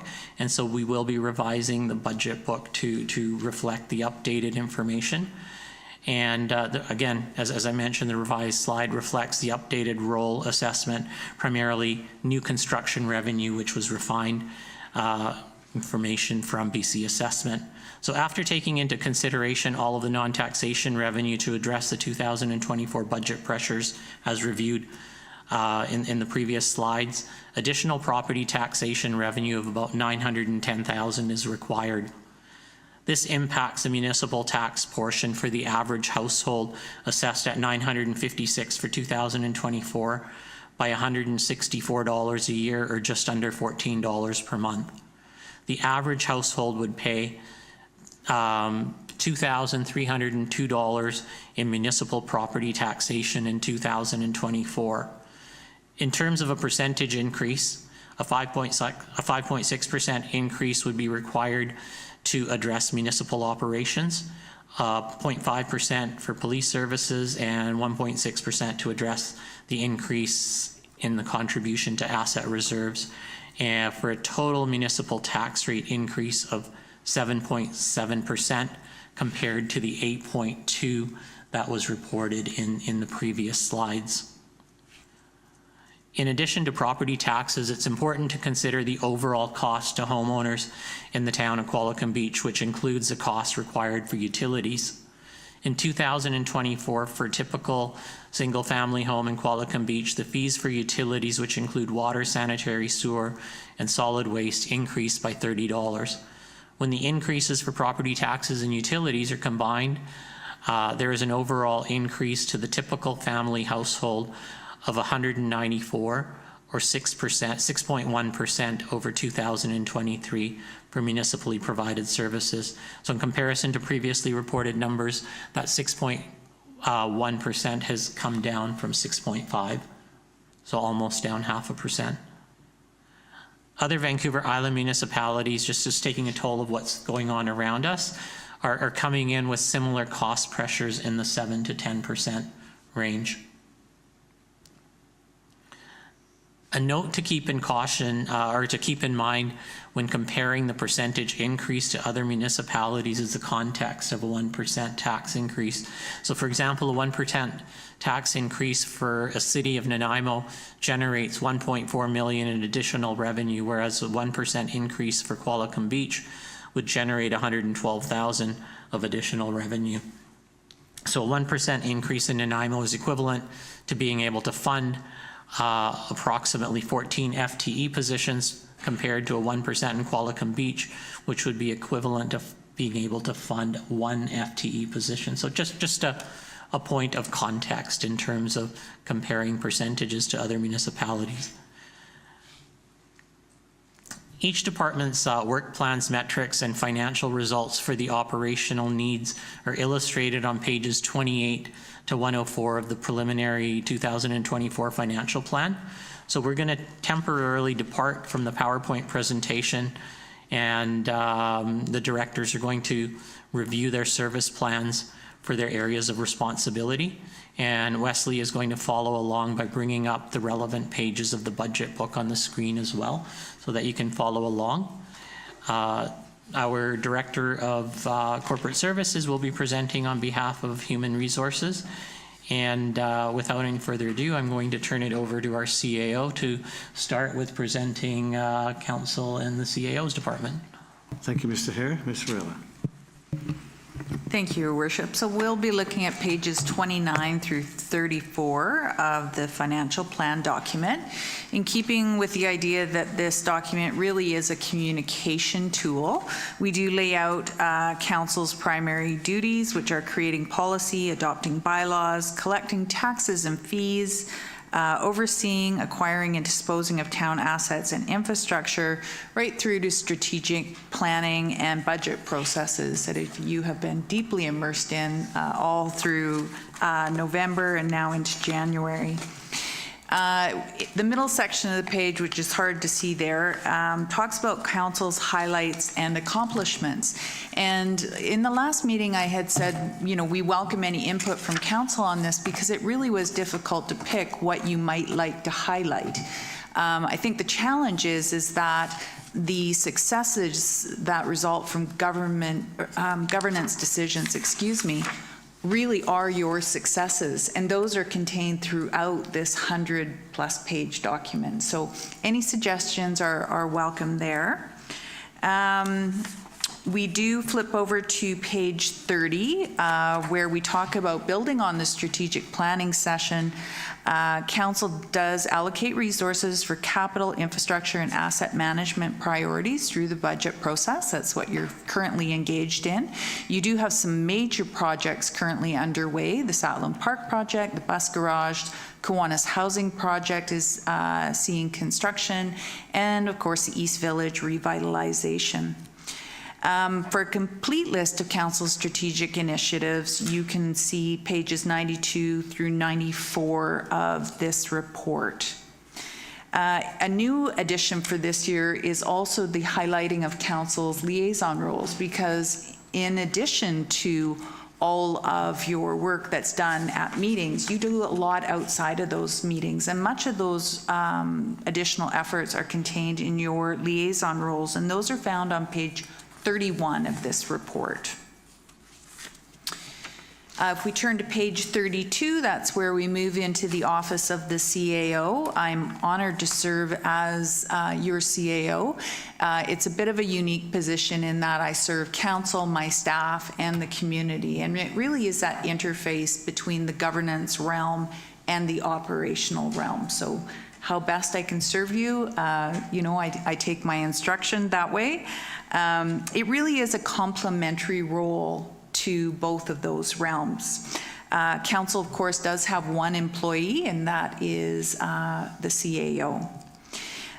Key policies and plans of this office are the official community plan, Council's procedure bylaw, Council's standards of conduct, and the anti-bullying and harassment policy.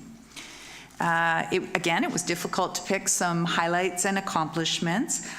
Certainly, we're very proud of the strategic planning and budget processes that we've developed for both 2023 and 2024.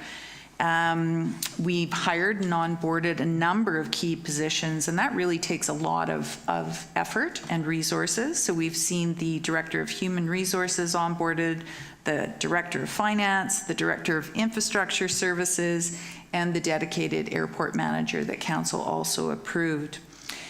We did restructure the operations department, so you will see a slightly adjusted org chart for that department. We conducted respectful workplace training for elected officials, and we provided training on the importance of psychological safety in the workplace. Again, part of that responsible conduct. Some highlights for myself did continue with professional development. One of the things that I also really enjoy is serving council in support with the Residents Association meetings. So I think that's a really great over and above effort that the town of Qualicum Beach does. It's new to me in this role, so you have much to be proud of, but I really enjoy those meetings, and I think it's a really great opportunity to again interface with the public on matters of importance. Each of the departments talks about challenges, so capacity. We've heard talk of that tonight. We have limited resources in the context of work plans, and we really do have minimal metrics and targets. So we started developing those in 2023. Building on them in 2024, but again, it's a multi-year process to improve, but I think you and staff have much to be proud of in that realm. Plans for 2024, really, we look to keep modernizing this organization. A key piece of that will be another multi-year process, which is a review of the policies that we have for this organization. So we're looking forward to that. And then the key linkages at the bottom of page 33 talk about, well, how will we know if we're successful? So we will see linkages strengthened between the OCP, the 5-year financial plan, the annual report, and the strategic plan. Again, you started on a public process for strategic planning in 2023. Later the same year, we moved into 2024. So those are really big steps for advancing transparency and accountability for the organization. Throughout that process, service levels have been better defined, and community engagement is being integrated into planning projects of significance.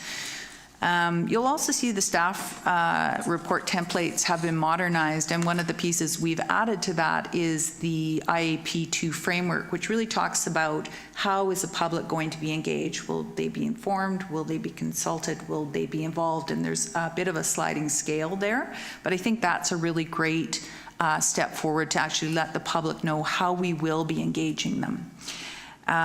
We're seeing robust reporting, quarterly reporting, and one of the things we'd like to do is strengthen the linkage between that quarterly reporting and the timing of your strategic planning. So we've flagged that for an improvement for next year.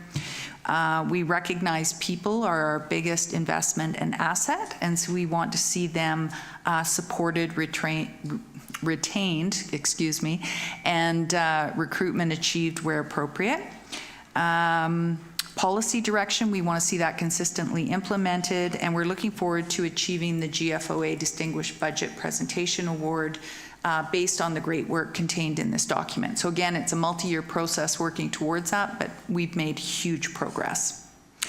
For budget summary, the table here right now shows that the department change reflects a 9% increase. This is mostly from remuneration and benefit increases and a reallocation of extended health benefits. I think you're also going to see this table change before the next revision of the plan, where we're going to operationalize one of the projects that are currently listed as a strategic initiative. We'll probably bring into my office, so you'll see a reallocation there.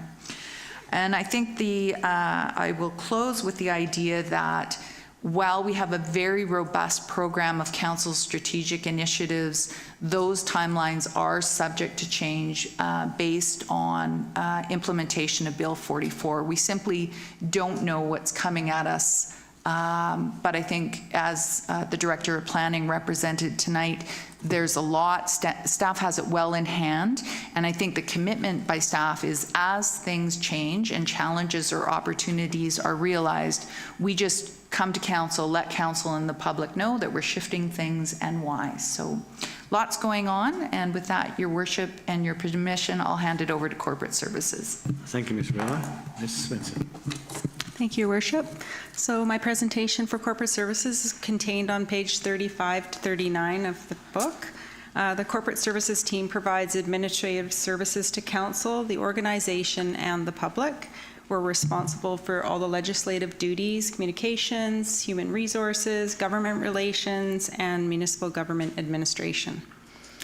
So for communications, the corporate services team utilizes communication and community engagement expertise from internal staff and from contracted resources who work very closely with all departments on government relations, media relations, social media, website, emergency communications, branding, and of course, strategic planning. The Corporate Services Department is led by myself and comprised of my deputy, corporate administrator, administrative staff, and 4 full-time office assistants. The office assistants provide support on a shared basis to all departments within the town. I don't often get a chance to publicly acknowledge and thank them, and I would like to do that now for the great work that they do. They're constantly shifting gears when required, and Bill 44 is a perfect example of where we'll be shifting gears to our regular plan. Some key indicators in 2023 are shown on page 37 of the book. Our team conducted over 100 meetings in 2023. We processed 83 FOI requests. We tripled our Facebook posts from 700 posts, reaching 269,000 people in 2023. And we are going to continue to enhance and work on that for a higher number in 2024. Some 2023 highlights of accomplishments. We adopted a privacy policy. We formed and worked with the Accessibility Advisory Team and developed a draft advisory or accessibility plan to meet provincial guidelines. The draft plan is hoped to be presented to Council in the second quarter of 2024. Some challenges similar to our CAO has alluded to were staffing resources for increasing service level expectations and high volumes of public requests, and maintaining service levels with a significant increase in the number of council meetings, and of course staffing vacancies. So plans for 2024 are contained on page 38 of the book. We will continue to work on our communications strategy and work with Council's strategic initiatives. We would like to maintain a service level standard for meetings and communications, and to continue to listen to the public and enhance those communication outlays that they've requested. We would like to review the procedure bylaw and take direction from Council on changes to that. Adapting, of course, to Bill 44 and the requirements, as Mr. Sales alluded to in his presentation earlier. Onboarding new administrative staff that was budgeted last year. Development and deployment of a new website. So we're working on that now. We're at the final stages. We had a meeting today to choose the proponent, so we're very close to closing that RFP process. So that's very exciting. Internal deployment of a communication tracking system, which we're also very close to rolling that out softly to the public in the first quarter of 2024. So increase to budget for corporate administration is forecasted to increase by $101,000, which results from increases to remuneration and benefits, legal fees, and insurance. So I'll move on to human resources if there's no questions from council. Okay. So human resources is contained on pages 40 to 43. So the Human Resource Department provides leadership and expertise to ensure the town remains a competitive employer. A key priority is to foster a culture which attracts and retains excellent staff and ensures taxpayers, business owners, and visitors can continue to receive the high quality of municipal services. Our employees, of course, are our #1 most valuable resource, and they are the core to everything we do. The Human Resources is a service department to all town departments, providing internal support to careers, employment relations, labor relations, occupational health and safety, employee training, development, wellness, organizational planning, employee recognition, and engagement. So some key policies and plans that the Human Resource Department has been working on is the Respectful Workplace Policy. The CUPE collective bargaining process will begin in 2024 with negotiations happening in 2025. And training and development annual plan will also be worked on in 2024. The department is led by the Director of Human Resources, and Council supported and approved a Human Resource and Safety Coordinator in 2023, so the department now has 2 positions. The key indicators are contained on page 41 of the book, and in 2023, the HR department enhanced its service levels with a focus on compliance with the WorkSafe BC regulations, employee labor relations, and training and development. So key level indicators for 2023 were recruitment of 25 positions. Those weren't new positions, but just 25 positions were filled in 2023. They had training, 4 external staff training sessions and 1 internal session. Some highlights are on page 42, where they increased the human resource service level, positively impacting labor and employee relations. They completed an accident and injury reporting process and updated that process, began the health and safety program update with the new employee, and laid a strong foundation for training and development programs and staff engagement initiatives for 2024, which was something that the staff had been commenting that was something they really wanted to see more of. Some challenges for the department were retirement of long service employees with a lag in replacement and transition, potential significant turnover within the town over the next 5 years is something that's on the forefront of the department, and staffing resources for increasing service levels and expectations and needs. And of course, attracting top talent and talent retention. It's a very competitive market in local government, and so we're always trying to make sure that we're attracting the top talent and retaining them to get the best value for the community.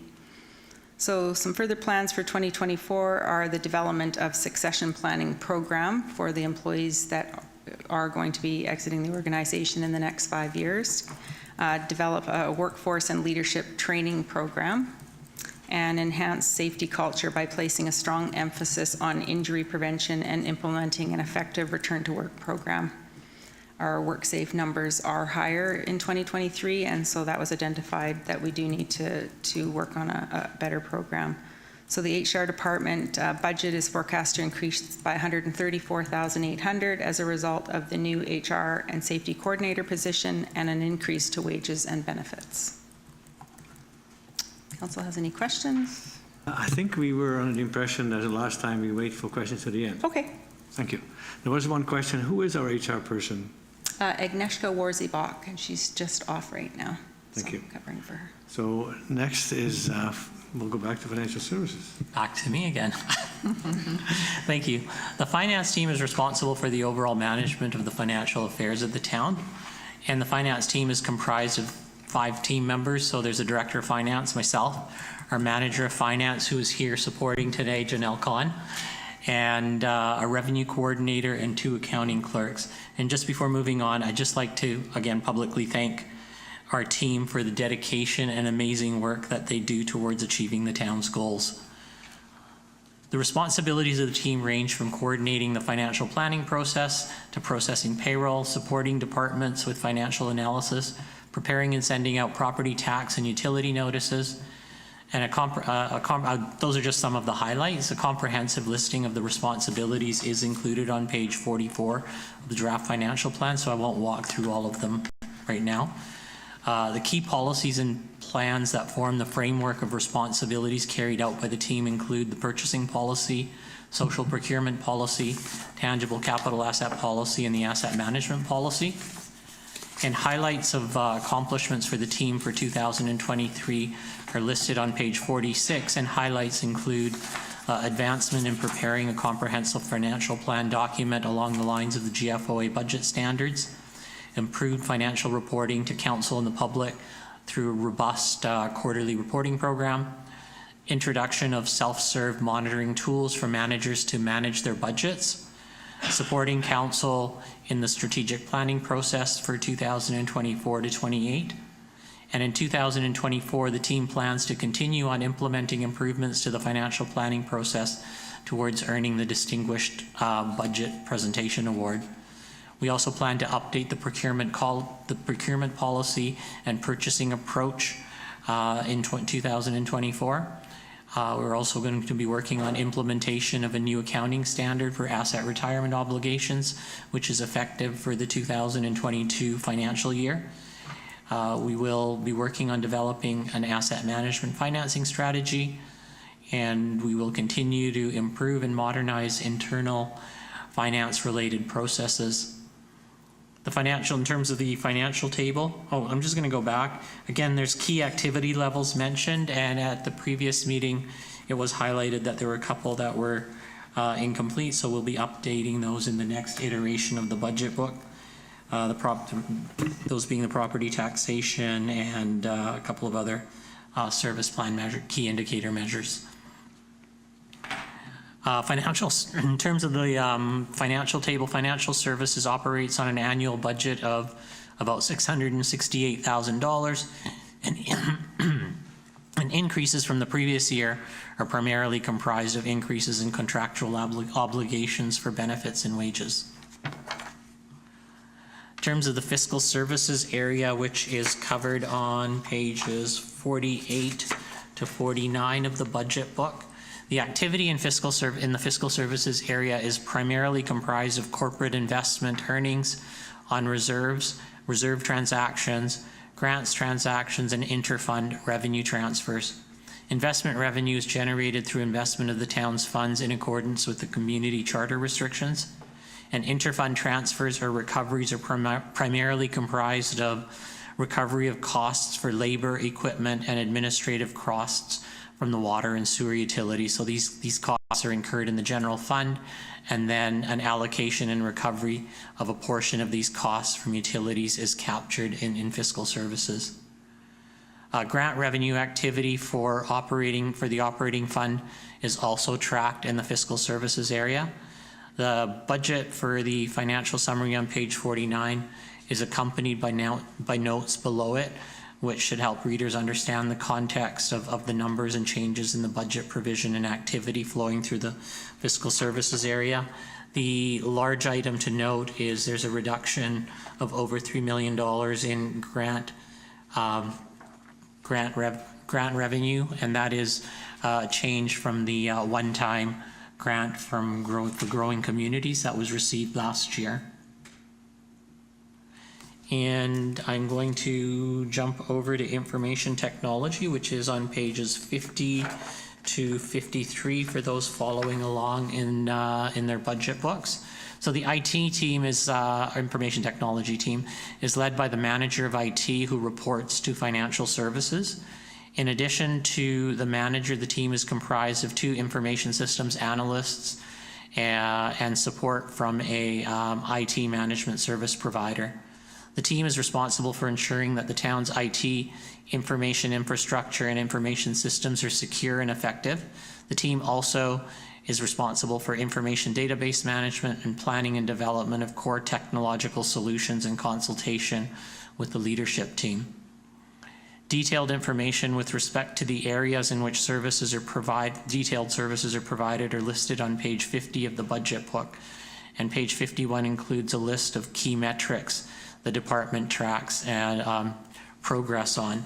The key metrics there, I won't go through all of the key metrics, but what they do indicate is that the volume of transactions and support provided by the team, or the amount of time for support provided by the team, is increasing over time. And this is due to improved data sets with detailed information to better support user needs. Key accomplishments for the department in 2023 included Significant progress on the development tracker project to streamline and enhance transparency in permit and license management. The IT department will be providing a presentation to council in 2024 on the development tracker.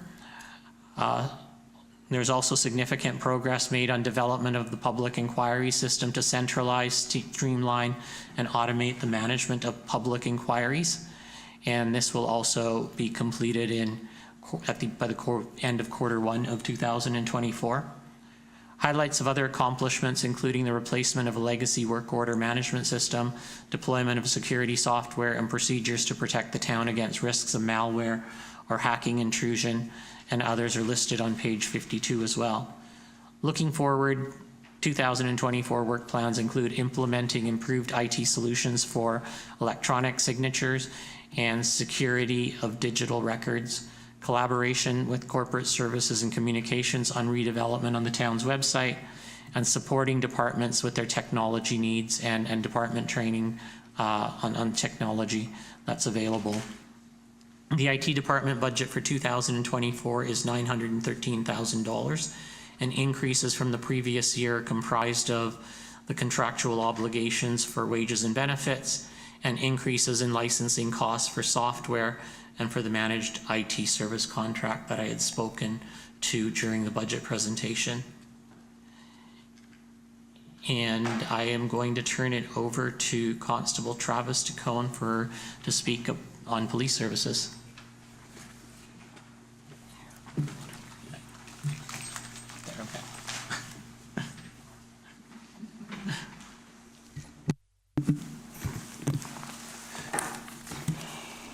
Good evening. Thanks for having me here today.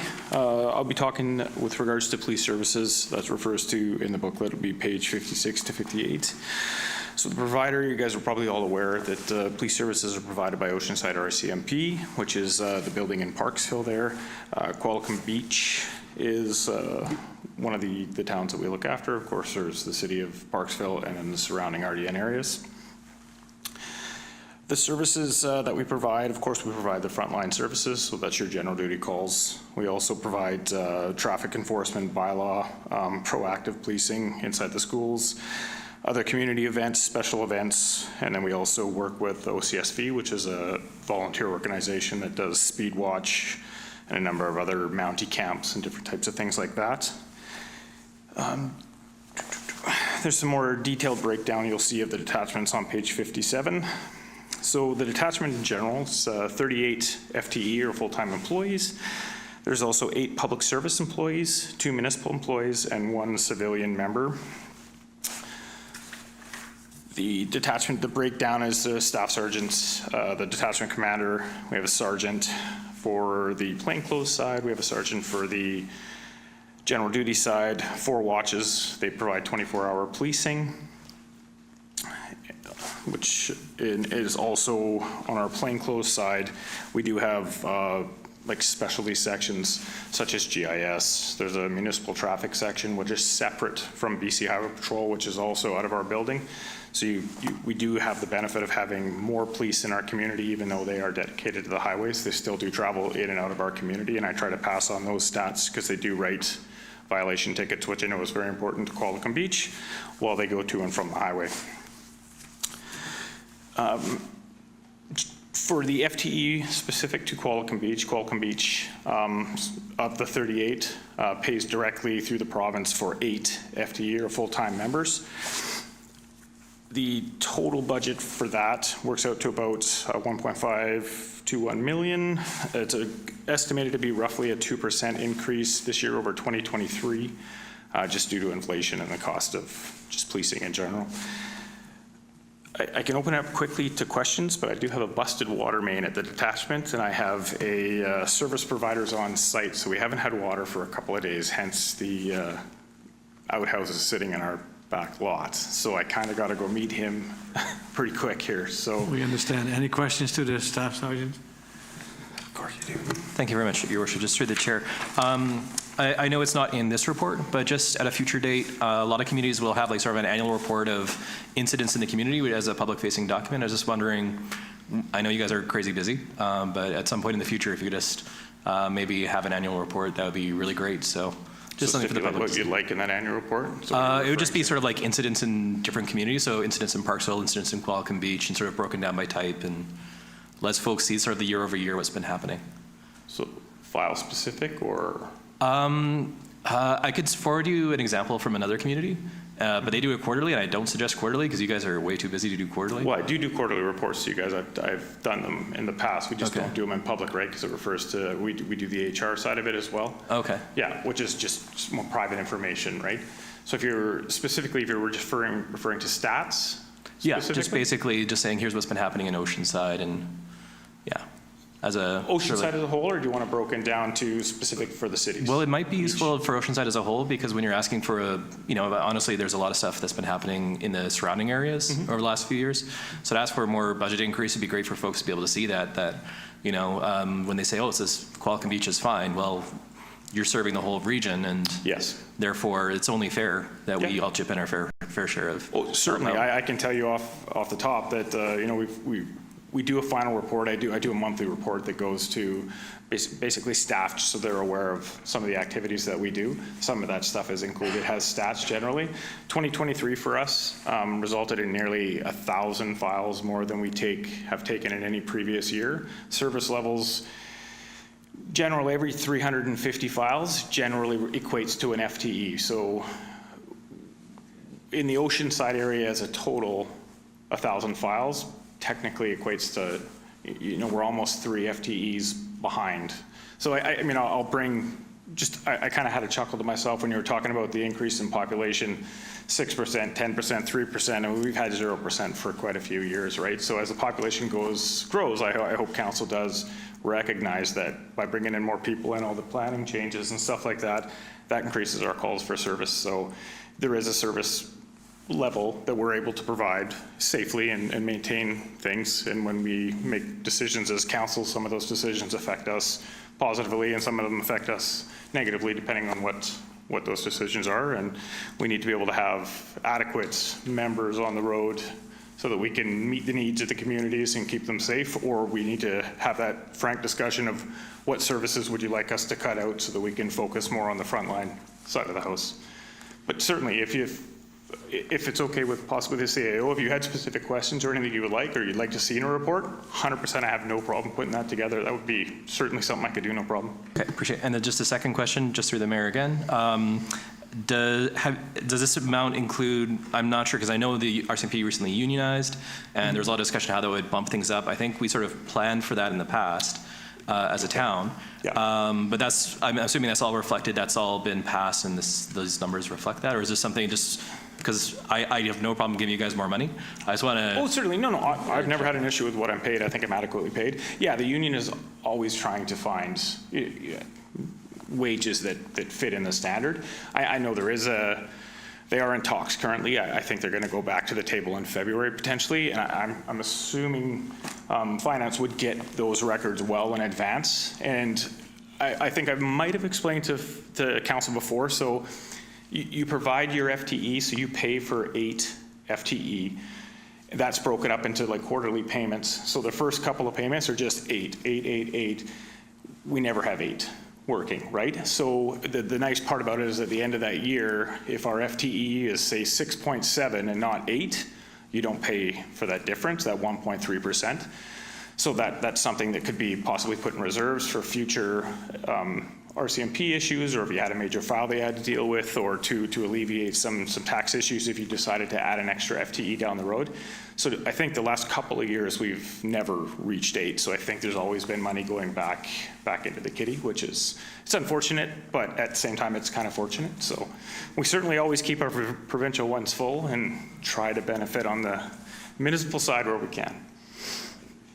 Thank you, Councillor Harrison, and thank you, Staff Sergeant O'Connor, that you came tonight. And on behalf of council and the all community, for the work you do to keep us safe. Thank you very much. Thank you. Right, take And you may care. go. Thanks. Thank you.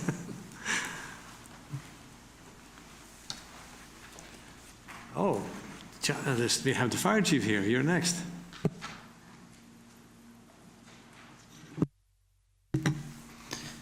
Thank you. The Qualicum Beach Fire Rescue provides prevention, suppression, medical, and rescue services to the town of Qualicum Beach. and over 1,600 residents of electoral Area G. The area the department protects includes a freeway with interchange, care facilities, schools, multifamily buildings, a wildland interface, and single-family homes. The department provides these services through the staff of a fire chief, deputy fire chief, 2 fire inspectors, and a part-time administrative assistant. All of these positions are dedicated to supporting the 31 paid-on-call firefighters who protect the community. In 2023, the fire department responded to 310 incidents consistent with previous years. Call volumes in 2024 are forecasted to be similar to the 5-year average, with total personnel training hours increasing in 2023 to 5,700 hours, which is partly to do with having 2 classes of recruit firefighters in 1 year. With recruitment expected to bring in another 6 new members in 2024, we expect training totals to be similar to 2023. Some of our highlights of last year included facilitating a youth fire camp for high school students, certifying 6 of the members to rope and confined space rescue technicians, and increasing our community outreach recruitment at regular weekly markets and public events. Some of our greatest challenges have been the recruitment and retention of paid-on-call firefighters and supporting the paid-on-call firefighter work-life fire service balance. Plans for this year include the training of the 2024 recruit class to exterior level and the development of our community wildfire plan. Looking forward to 2025 to 2028, we're working on the development of a strategic plan for the fire department and reviewing the community wildfire resiliency plan and implementing those changes. Also part of that 2025 to 2028, we'll be reviewing our staffing model to ensure it supports the paid-on-call fire service model and the community's responses. The fire rescue operating budget is forecast to increase by 16% in 2024. This is a result of the full year cost of a new emergency vehicle technician/mechanic and overall wage and benefit increases. Higher training costs in 2023 and 2024 are offset by the increased revenue generated from hosting training courses and selling spots to other local fire departments. Our strategic initiatives for this year through 2028 include the completion of the Community Wildfire Resiliency Plan and our strategic plan in 2026. I'll be passing over to the Director of Planning at this time. Thank you, Peter. Mr. Seals. Thank you very much. The Planning and Community Development team provides a wide array of services in the area of community planning, economic development, development application review, subdivisions, zoning, building permits, building inspections, and emergency planning. Advancing sustainability initiatives and preserving a high quality of life for the town's residents are core goals of the Planning and Community Development team. We're tasked with planning for the future, preparing for the unknown, working with town bylaws to protect community health, safety, and the environment. You see a lot of the planning department in these meetings, but I would certainly highlight that we also have the building inspector who does a lot of work behind the scenes to ensure that the buildings that are constructed in the town do comply with the building code and obtain that safe and the safety standards that we would all reasonably expect. And then, of course, our bylaw enforcement officer who's out tirelessly ensuring that bylaws are complied with and doing so much public education to communicate to residents the value of complying with the town bylaws. So you see planning department often, a lot of work goes on behind the scenes. So just want to highlight that the team is comprised of me, the Director of Planning. We have 2 planners, a bylaw officer, building official. We have a climate action and emergency program coordinator. That's a combined role in one person. And then we have a planning and engineering services assistant. Very fortuitously, the town did scale up the department last year. Thank you to council for the foresight and support. So we were able to add 1 planning position and also a support position. And at the time, those positions were going to be primarily supporting the work of the strategic initiatives that council had identified. But those resources are going to allow us to meaningfully respond to Bill 44. So a bit of a pivot in terms of the application of those resources, but we're in a good position to do so. And I'd also highlight that by restructuring the emergency program coordinator role, we've been able to incorporate climate action. So that shift was a major accomplishment of last year as well. So I like to think of 2023 as really building the team and the capacity to address these next stages. And there are a number of projects that were significantly advanced last year, which council would be aware of. We started the skate park project. We started the bus garage project. We initiated the quality of life survey. Going to have to pivot on that and delay it till later. We have the Sotlam Park design that was close to completion, and we will be seeing that final result soon. And the development application review process work, which has been a grant project underway for a few years, that became very close to completion last year, and once again, we will be seeing that project completed in the near future. So a lot of successes last year, but I think that a lot of the work that was done last year will actually come to fruition early this year and come across the council table that way. Some of the challenges that we've encountered, of course, we've discussed at great length Bill 44. I won't say that word again for a little while, just to give everyone a break. Adoption of the tree bylaw last year, so that was a big success, and we are fine-tuning the regulatory framework and processes around that now.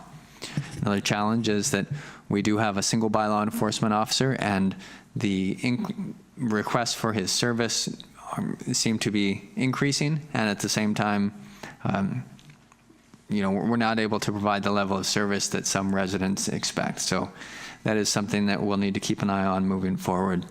Plans for 2024, of course, we will be focusing on something that I said I wouldn't say again, so I'm not going to say that, but we will also do the bus garage site planning, complete the skate park feasibility study, Sotlam Park, hopefully advance the operations facilities modernization, complete the development approvals review process, support the engineering department in the age-friendly transportation plan update, reviewing our emergency program function and resources, and at some point we'll be having a committee of the whole to review the tree protection bylaw. In moving forward into future years, we have a number of projects forecast, scheduling out to 2029 or 2028 in this specific plan. And that specific list of projects starts on page 70 and then extends down to the following page. Just a quick summary of the operating budget for our team. It has increased this year by 16%, which is $66,900. The primary reason for that is that council did provide a administrative assistant to support the administration of the tree protection bylaw last year. However, only half of it was budgeted last year. The second half was incorporated into the budget this year. So that's the primary reason for the increase of $66,900. And I believe, so no, emergency program. I do want to highlight that because that's also something that doesn't often get front and center in the council meetings that come forward, but we do have a new staff person that was hired last year that not only does the emergency program, but also spearheads a lot of the town's climate action initiatives. And you would note that the strategic initiatives that are proceeding according to the schedule that council had set last year are proceeding because we do have that asset in our department. And fortunately, that staff person has not been sidetracked by other provincial initiatives. So that work will be proceeding according to schedule. So that's a huge benefit. Our emergency program is done in collaboration with the City of Parksville through a partnership called Emergency Management Oceanside. So between Parksville and Qualicum Beach, we also have the asset of a volunteer coordinator to coordinate the emergency support services and a hardworking team of volunteers in the emergency communication team. So we were able to share resources, divide work when there's a lot of it, and really effectively advance a regional approach to emergency management. So with that, I'll conclude my report, and I believe we're handing it over to Mr. Dickinson. Thank you. Thank you, Mr. Sales. Mr. Dickinson. Thank you, Your Worship. Municipal operations. The municipal operations team is responsible for the construction, replacement, and maintenance of all municipal infrastructure. The vastness of our department actually starts on page 73 of the financial plan, or page 78 of the agenda. Our department includes transportation, drainage, parks, facilities, airport, sewer, and water, which all of that infrastructure has a current value of over $300 million, and we do all this with just 40.1 full-time equivalent staff. Our highlights for this past year include staff constructing an innovative stormwater project on Mira Loma, the replacement of a failed head wall, as well as many other small capital projects that we do, and obviously the day-to-day work that we do tirelessly out there to keep the water flowing when you turn your tap on and make sure when you flush your toilet it goes somewhere that it's supposed to. We also replaced the Grandin Creek staircase. It used to be a wooden staircase and now it's aluminum, so we will be able to have the benefit of that for many generations to come. Some challenges we have, I think we've heard from other departments as well, is retaining and attracting qualified staff. It really is an employee's market out there, so they can pick and choose, which makes us work a little harder to be an employer of choice, which I do believe we are. We also have to deal with inflation on the costs of materials, construction, as well as delivery times. We're still, years after COVID, we're still dealing with delivery times on a lot of especially technical aspects and equipment that you would historically have waited 6-12 weeks for. Now it could be 6-12 months. It is quite drastic. So we need to plan a little further ahead so we can accommodate and be prepared for that. Some looking ahead for 2024 and beyond includes supporting the asset management plan, and that's going through the very hard work that our finance department's been doing to do an asset management plan and plan for our financial investment, as well as then implementing it, which is going to be really important with preventative maintenance for our operations department, because we always like to spend a little bit of money to avoid a big problem, rather than waiting for a big problem and then spending a lot of money. We also will have to be dealing with, and he won't say it, but I will one more time, Bill 44. So our staff will be dealing with how that will impact all of our infrastructure, and there will be an impact. So we need to know what that is as soon as possible. We also will be delivering the capital plan, and that is our operations department. Thank you, Mr. Dickinson. So we're getting down to the wire. I guess back to you, Mr. Hare. 28. Oh, thanks, Luke. We'll pick up with slide 28 and of the PowerPoint presentation and focus on capital expenditures for the next little bit of our presentation. So capital expenditures are, this is a new slide, just to provide a little bit of context in terms of how our capital program is classified. So essentially, in the general fund, we have two types of capital expenditures. We have an investment in new assets, which is comprised of upgrading our assets or expansion of assets. And so these are generally and typically brand new assets to the organization, and they're funded through the Asset Investment Reserve, which was established in 2023. And then we have existing assets, so renewal and replacement of existing assets that are ending or nearing the end of their useful life. And those assets are funded from the Asset Replacement Reserve, again, which was established in 2023. And as I mentioned earlier in my presentation, both of these reserves were established to provide information in terms of what kind of funding is available to fund assets in these categories, and also to provide transparency on where funding for capital is coming from. And then to the next slide. So in addition to funding from reserves, capital projects can be funded from, I've identified funding sources for capital projects. So we have the Community Works Fund, which used to be known as the Gas Tax Fund. And essentially, this is an infrastructure funding program, which currently we receive a $451,000 grant per year. The funds from this grant are deposited to a reserve, and that reserve is currently allocated towards funding the town's paving program over the next 5 years. We also have a Growing Communities Reserve Fund, which was established last year, and the one-time proceeds from a grant received from the federal government in 2023 was deposited to this reserve. And the funds in this reserve are fully allocated over the next 5 years towards infrastructure projects that the town is planning to undertake. Other potential funding sources include other available grants, community amenity contributions that have been received from developers, DCCs for eligible projects, and DCCs are development contributions, and external borrowing and contributions from third parties.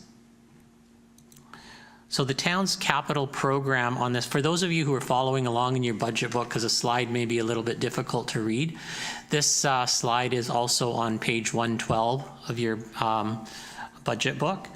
And the town's capital program is categorized into 5 major categories. So in this particular table, we show the 5 categories underneath the asset investment area and then the infrastructure upgrade and the infrastructure replacement area. So over the next 5 years, the town is anticipated to require $37.2 million to replace existing assets and plans to invest $7.9 million in new assets for a total anticipated investment of $45 million in assets over the next 5 years. It's important to note, as we're talking about the 5-year financial plan, that when council is considering the plan, they will be, in the financial plan bylaw, they will be approving the capital expenditures for the upcoming year, which is 2024. And the outer years, which are 2025 to 28, will represent a plan at this point in time. And that essentially council in the subsequent year's financial planning process will have an opportunity to review and reprioritize the projects that are budgeted in those years.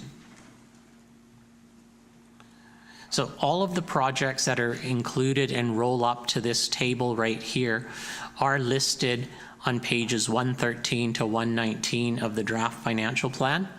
And there's a comprehensive listing of every project that we'll be undertaking that rolls up to one of these categories, and they're listed underneath every category. And the time allotted in this meeting is far too short to go through each and every project. So if anybody has any questions or concerns regarding any of these projects, feel free to contact our team and we'll be happy to discuss these with you in person or answer any questions you may have. I have in the next few slides, however, put together a listing of projects which are significant in scope. And so I'll go over those with you. So if we turn to the next slide, in the transportation area, significant projects included in the 2024 budget include the Bay Street slope stabilization and the Highway 19A ditch infill program. And essentially the Bay Street program is a replacement of road and utilities infrastructure to address the slope stabilization. The project also includes a water and utilities impact, and the project is funded from water and sewer reserves and the general asset replacement reserve. The Highway 19 ditch infill project is an $878,000 project to ensure cycle safety and provide safe parking. Phase 2 of this project will widen the asphalt surface in additional areas to provide space for parking and an active transportation lane. A grant application has been submitted and the project will proceed upon confirmation of grant funding for this program. In the drainage area, we have a significant project, a Beach Creek East Culvert replacement, and it's the budget for this project is $1,875,000, and it's comprised of replacement of a culvert running underneath Crescent Road East, adjacent to Memorial Golf Course. The existing culvert will be replaced with a fish-friendly box culvert that will also improve fish migration and survival of the creek. And again, this project is necessary to proceed this year to mitigate risks to the community downstream of the culvert. In facilities, significant projects budgeted in 2024 include $1 million of the $1.8 million project budget for the bus garage site, planning, public engagement, and construction.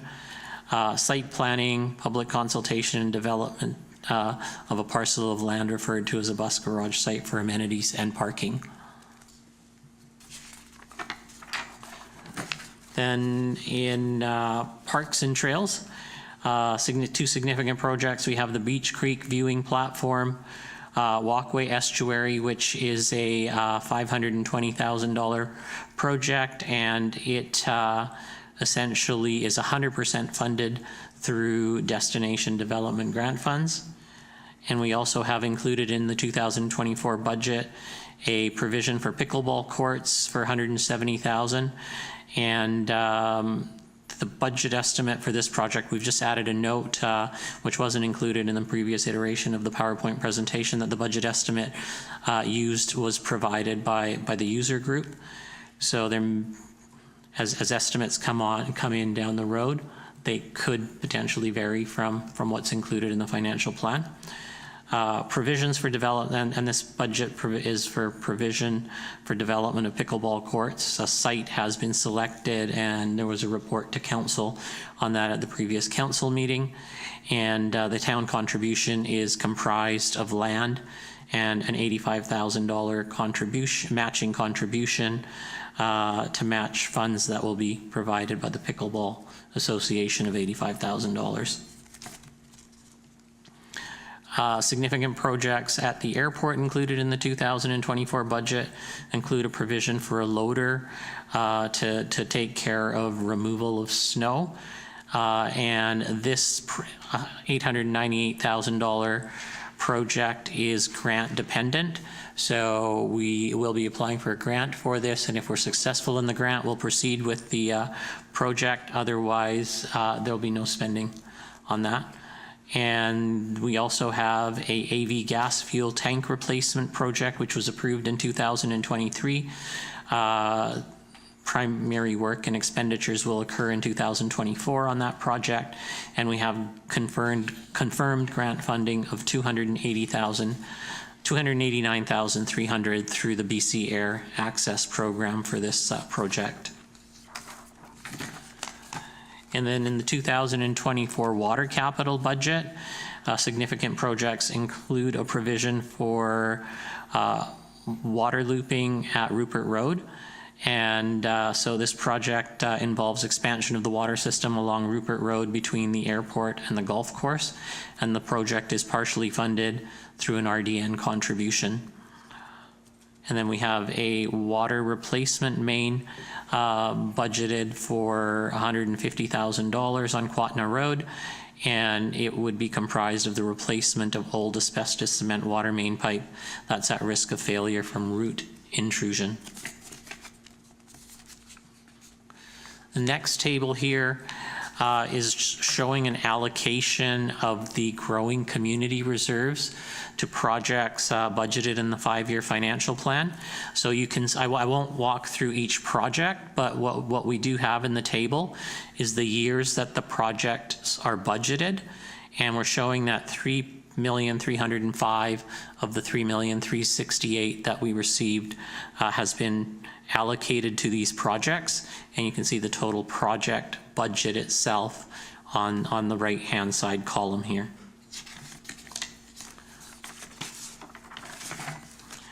And then next slide is showing the allocation of the Community Works or gas tax fund over the next 5 years.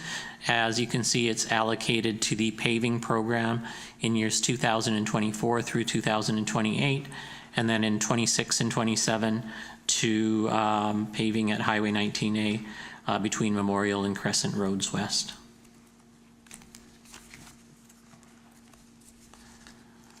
And the next slide here actually shows grant and partnership dependent projects that are included in the 2024 budget. So all of these projects are dependent on confirmation or anticipated grant funding. And I'll quickly run through them. So the pickleball courts, the $85,000 is the matching contribution from the Pickleball Association that I spoke of earlier. The Waterfront 19A ditch infill program is dependent on approval of the 500,000 grant that I spoke of earlier. There's a grant application that's been submitted, so we're waiting to hear. Beach Creek, East Creek Culvert, we have $1,374,000 provision from grant funding, which we anticipate we will be successful in. And the airport loader and snow blower program is 100% dependent on receiving $898,000 in grant funding. The Beach Creek Viewing Estuary program, we have received confirmation of approved funding for $520,000, so that's 100% funded through grants. And again, the AV gas fuel replacement at the airport was a $425,000 project, and the $298,300 is confirmed funding for that project, grant funding for that project as well.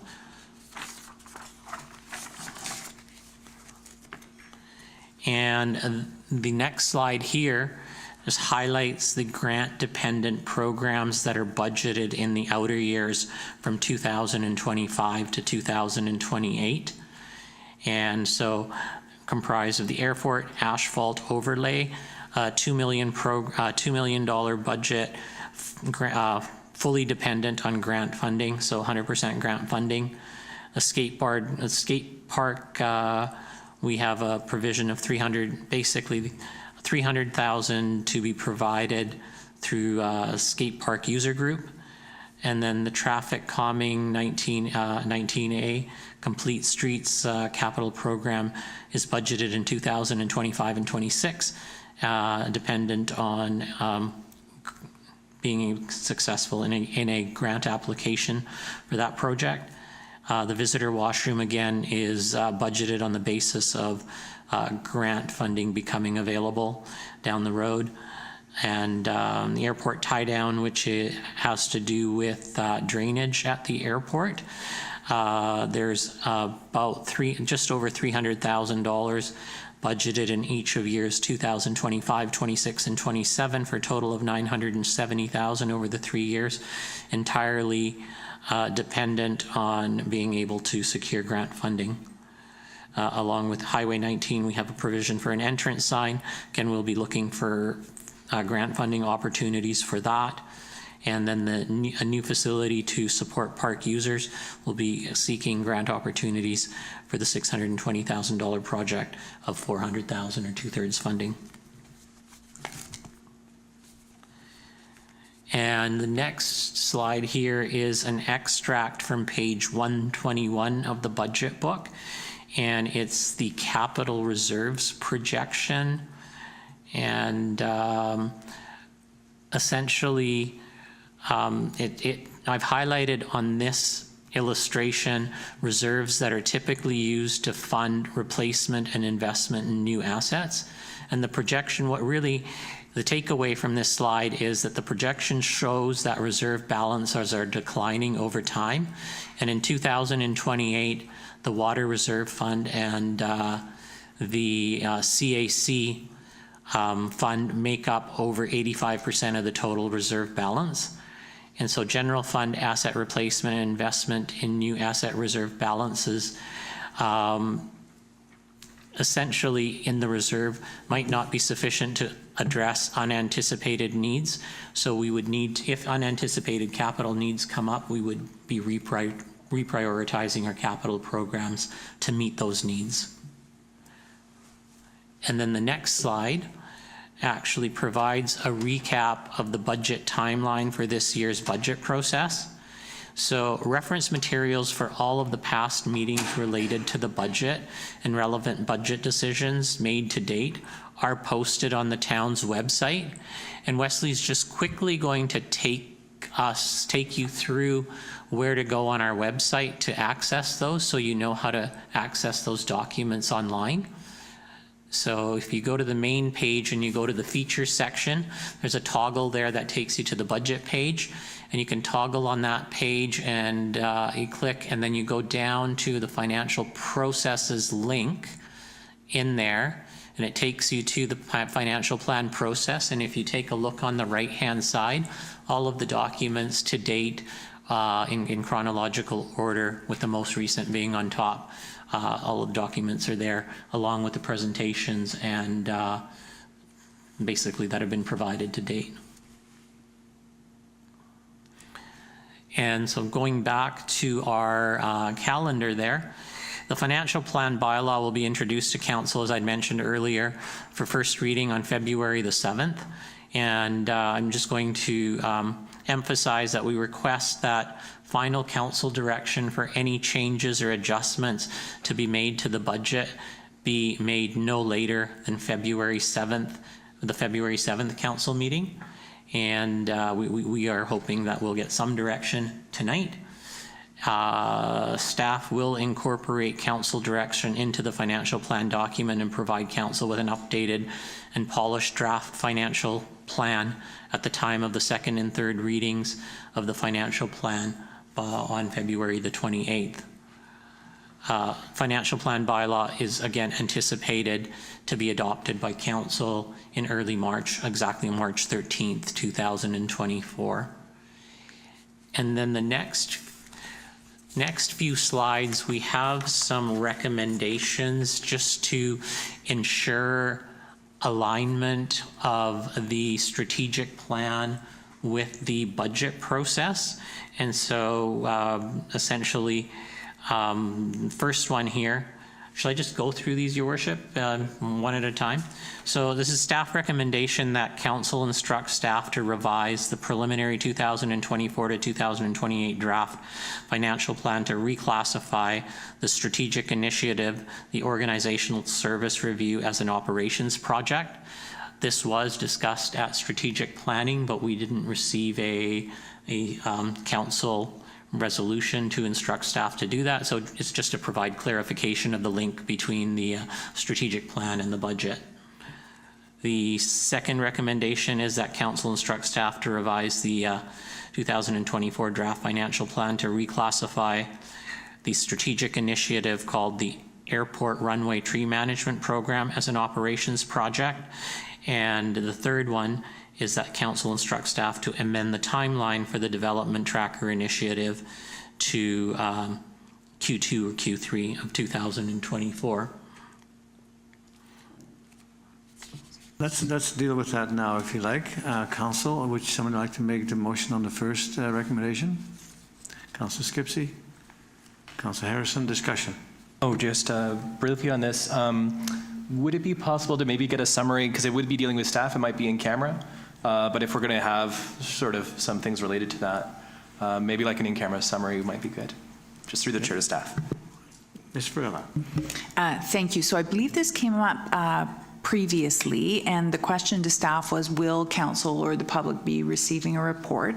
My answer was no, because what you're actually seeing in the financial plan and the redefining of departments such as the operations department, another piece that you will be receiving is the parks and green space service level review. So again, that's another outcome. So there isn't a finalized deliverable. This is something that really you've been implementing along the way as we're bringing you those recommendations. We've been dealing with it at an operational level on a piece-by-piece basis. So there really isn't a final basis, but happy to take anything in closed meeting that council may want to ask about an HR matter. So thank you. Thank you.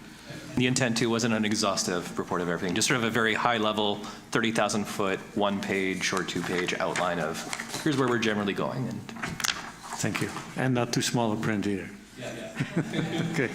So with that, for the discussion on the first recommendation, Councillor Young.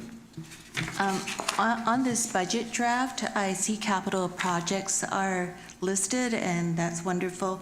But we also have acknowledged in the last year and previous council the needs for other amenities that are considered top priority and a very feasible thing, something like the multipurpose cinema and the senior center that really is in need of an expanded area to facilitate the seniors.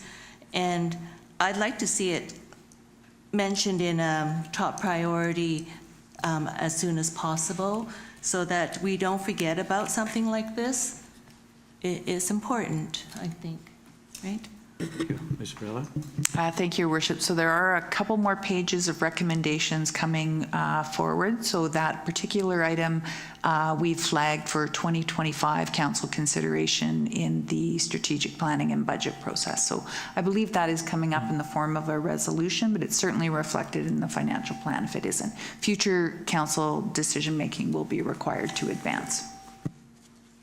Thank you. Further discussion on the first recommendation? All in favor? Opposed, if any? Carried. Thank you. Would someone care to make the second recommendation as a motion? Councillor Harrison? Councillor Young? Discussion?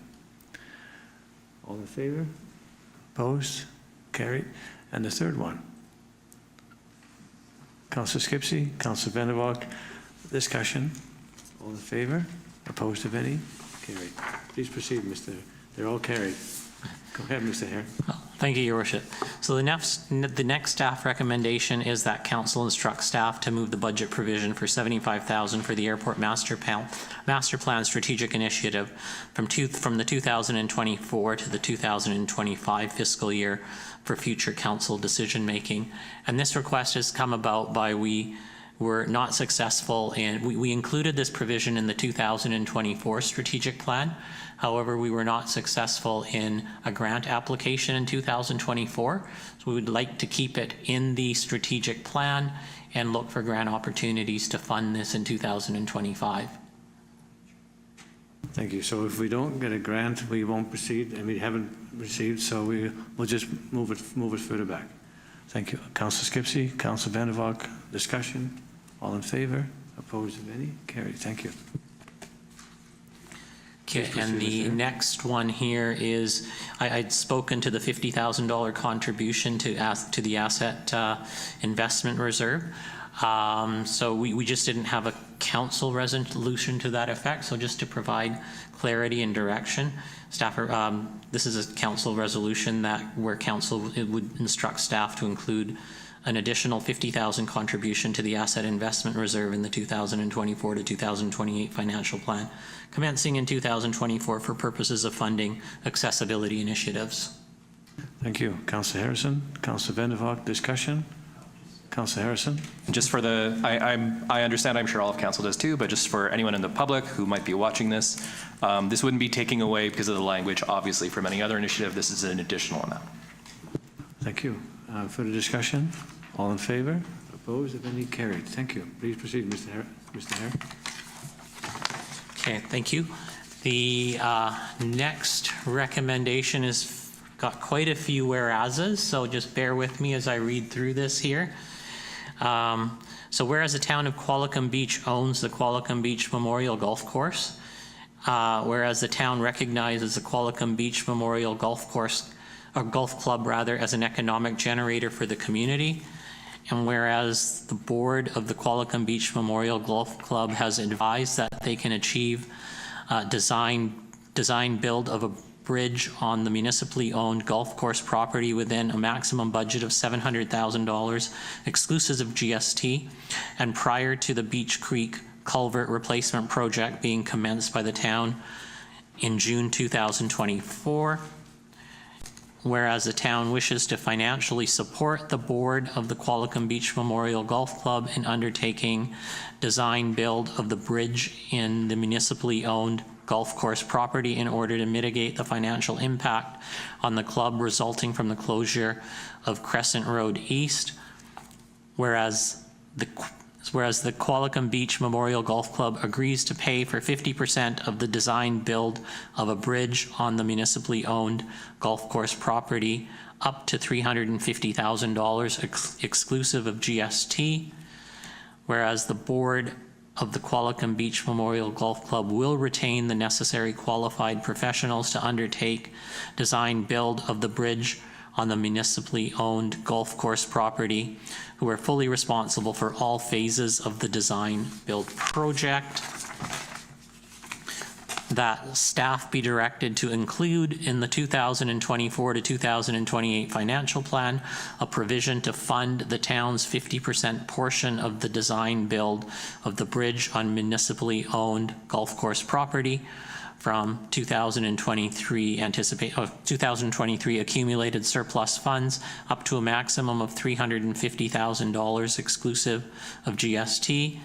That staff be directed to include in the 2024 to 2028 financial plan a provision to borrow up to a maximum of $350,000 from the Water Utility Reserve for the board of the Qualicum Beach Golf Club's 50% portion of the design build of a bridge exclusive of GST on the municipally owned golf course property, and further that a repayment plan with interest be established for the board of the Memorial Golf Club for their 50% contribution for design build of a bridge on municipally owned golf course property in compliance with the community charter. Thank you. Would someone care to make that motion? Councillor Skipsey, Councillor Harrison. Discussion. Councillor Harrison. So just 2 points. One, what happens if they've started the work in good faith and then for whatever reason they're behind? Does this impede our ability to start the necessary work we have to do for the culvert replacement if it's not quite complete for whatever reason? Things can happen. Right, so you're asking if the bridge isn't ready? Sorry, yeah, if the bridge is in a state that's incomplete, and would that impact the culvert replacement project? Because we have a very narrow fisheries window for that. Yeah, we thought about that. And what will happen is if they have to move into the fisheries window, they're completely separate. Like they can access the site from the Old Isle Highway. So they can do that. And if they have to wait for some reason for the fisheries window, they are prepared in the interim to reconfigure the path of the golfers. So there's no like one project doesn't impair the other project? No. Okay, great. That was the heart of the question. I may have not said that well. The only other thing I'm worried about is that we can do this. This is a recommendation for a future council meeting for a committee of the whole.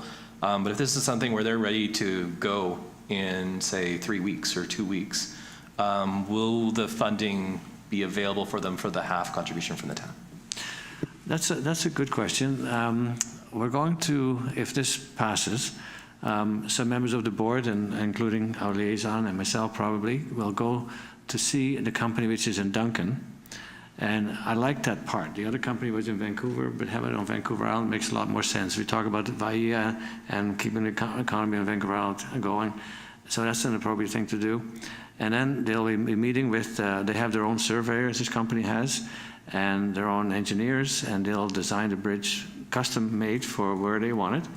And I'm told they can deliver that in a fairly short order, but it won't be ready until, I would say, for several months. It will be after we've approved the budget. Yeah, I was just thinking that I just want to make sure our processes they're ready to go, there's a narrow window, and then don't worry, in a month and a half you can get going, and they're sort of twiddling their thumbs for a while. So just wanted to avoid that. So I'm sure staff could figure something out if that became an eventuality. But I really appreciate your thoughts on that, and they really want to get this thing done before they open up the culvert. Thank you. Any other questions? All in favor? Opposed? Carried. Thank you. Was there another one? No, that was the last one, Your Worship. Ms. Varela. Thank you, Your Worship. So sort of a companion to this, really leading up to this document, and it has been provided to Council. Director Hare did refer to it earlier in the meeting that this package is provided for reference for Council's decision-making out of strategic planning. Council will be asked to approve this as an appendix to their strategic plan. So Councillor Young's query about the Senior Centre is actually included on page 3 of that Pantone table, with referring that to 2025. So if Council has any questions about any of the projects or the potential timelines or where did that go, it should be accounted for either in the financial plan or this, and Council will be approving this document. So we're just going to pull all those breadcrumbs together and try to get them in 2 key places for you. Thank you. The only other one that Councillor Young mentioned was the a site for the cinema. I don't think it's a matter of us financing it. They're just looking for a location. And I know, and Council knows, that there may be some opportunities coming by, so we'll just leave the one alone until we deal with that next year, probably the end of this year. Yeah, thank you. Councillor Harrison. Oh, and just to the Mayor's point too, obviously we can't start talking about land freely in a public setting. The only thing for me that was it's like a strategic initiative, which might be superfluous, and Mr. Sales has stepped away, sadly. But it was one of the ones I brought forward about the ADU design templates. If the provincial or federal government's templates include ADUs, that might be redundant, because it might be something that's already included, but I'd still keep it now. Mr. Sales would probably be able to correct me if I'm wrong, but we might want to, how should I say this, ensure certain standards are there for those templates that we get from the province and federal government. So I'd leave it in there, but just flag that might be something we can take out in a few months' time. Thank you. Ms. Vella. Thank you, Your Worship. So that was discussed in strategic planning, and the timeline currently proposed is 2026. So I think we were anticipating to watch what the province delivered, and then we would respond accordingly. So thank you for that. I saw on the news not long ago about that, and it looks to me that the standards that both the province and the federal government will have are fairly high, because they're dealing with areas that are much colder than what we deal with. So I think if they have a template, I think we probably can accept that. Thank you. Anything else? Well, I want to thank staff again. These are long days.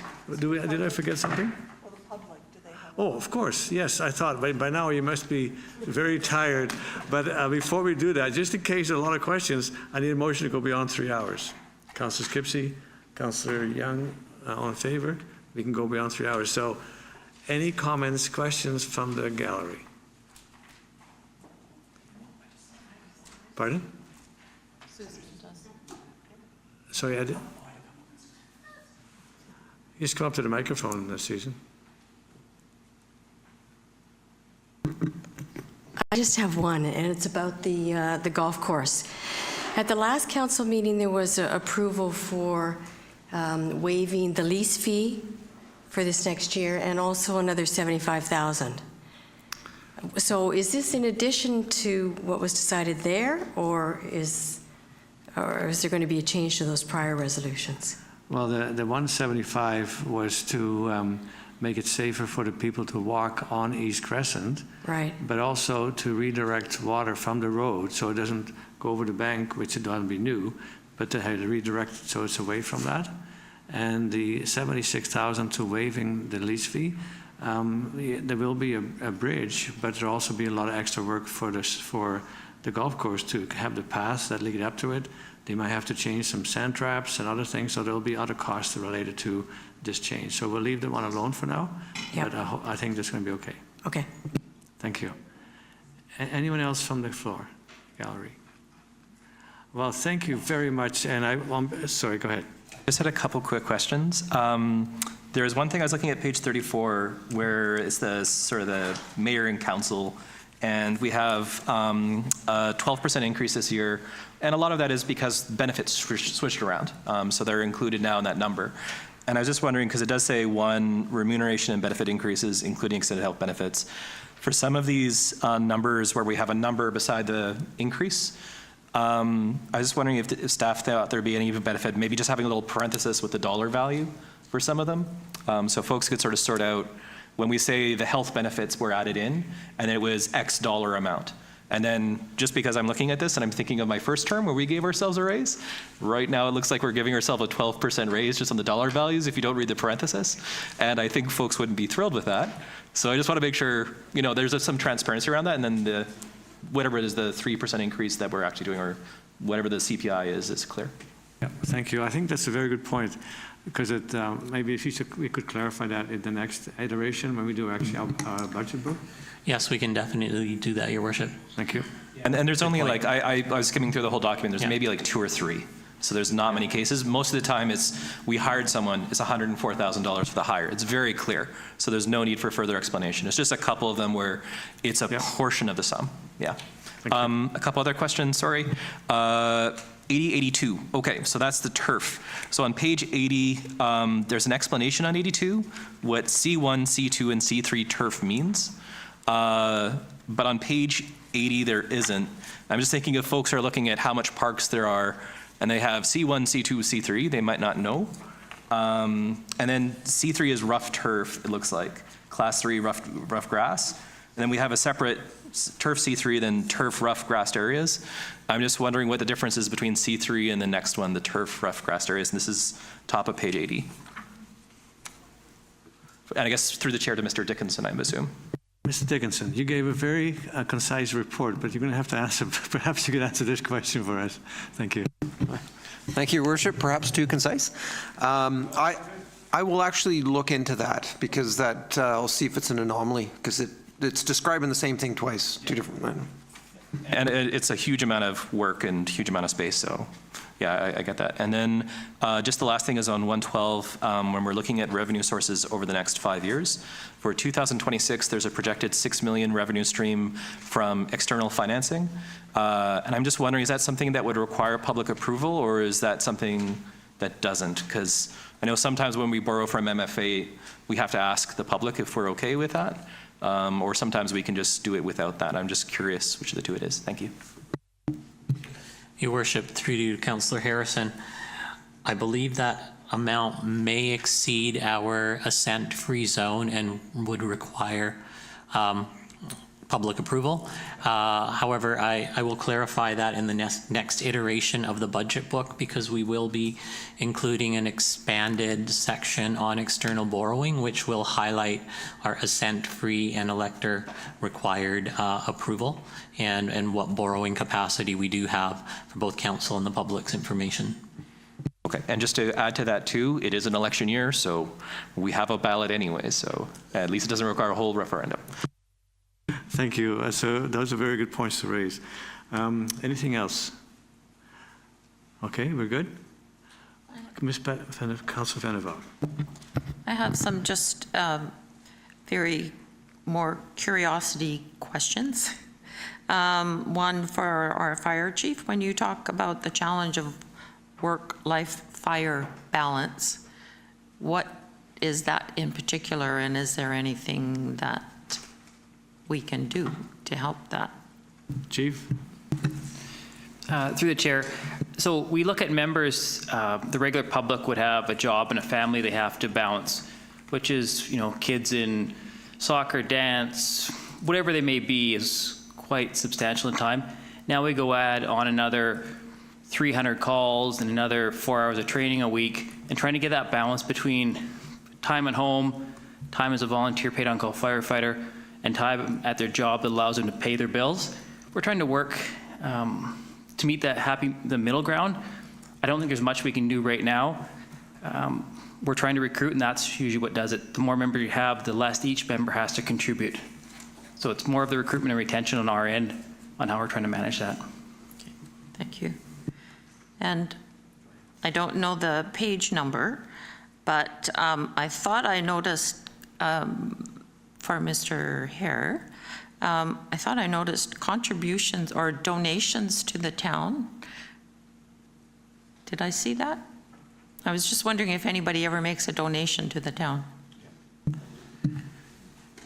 Oh, okay. Okay. And how would one do that?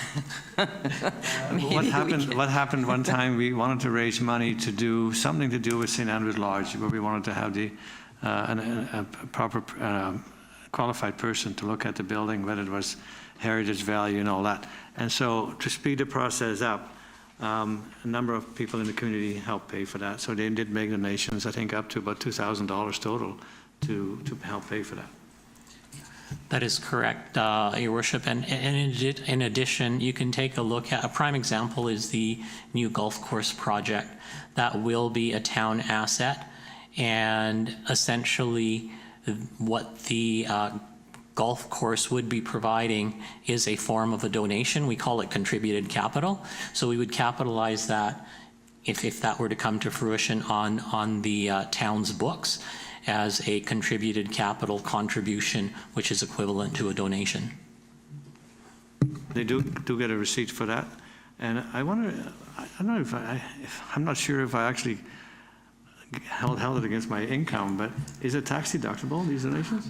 That would not be tax deductible because it would not be unconditional. When people provide the town with conditional donations for a specific project, there's rules, CRA rules that prevent you from being able to issue a charitable receipt. It has to be an unconditional donation that the town can use any way it sees fit. Okay, but you can still make a donation. I have one last question. I believe I saw regarding modernization, $12 million, is that correct? I'm just wondering what that, where that figure comes from. So, Your Worship, through you to Councillor Vandervalk, that is at this time the estimated or anticipated cost for for the new public work or planned public works parks facility, and it is a very high level estimate at this point in time, and it is being put in the financial plan as we plan to do this. So looking forward, we can be exploring funding sources and grant opportunities for such. Thank you. Thank you. Anything else? Okay, well, I'm impressed with, first of all, with the work our staff have done to give this very detailed presentation again. They did it when was it, the 10th of this month? It was a great presentation, and thank you for sticking with us.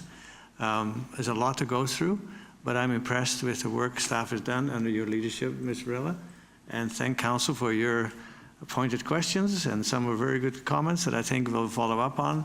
Number of things that I think we can correct before we have the final or the first draft of the first reading. So thank you, Council and staff, very much for sticking with it. And I think we're in good shape, the way it looks to me, with the projects that we're taking on. So with that, I need a motion to adjourn. Councillor Vandervalk, Councillor Skipsey, all in favor? We are adjourned. Thank you.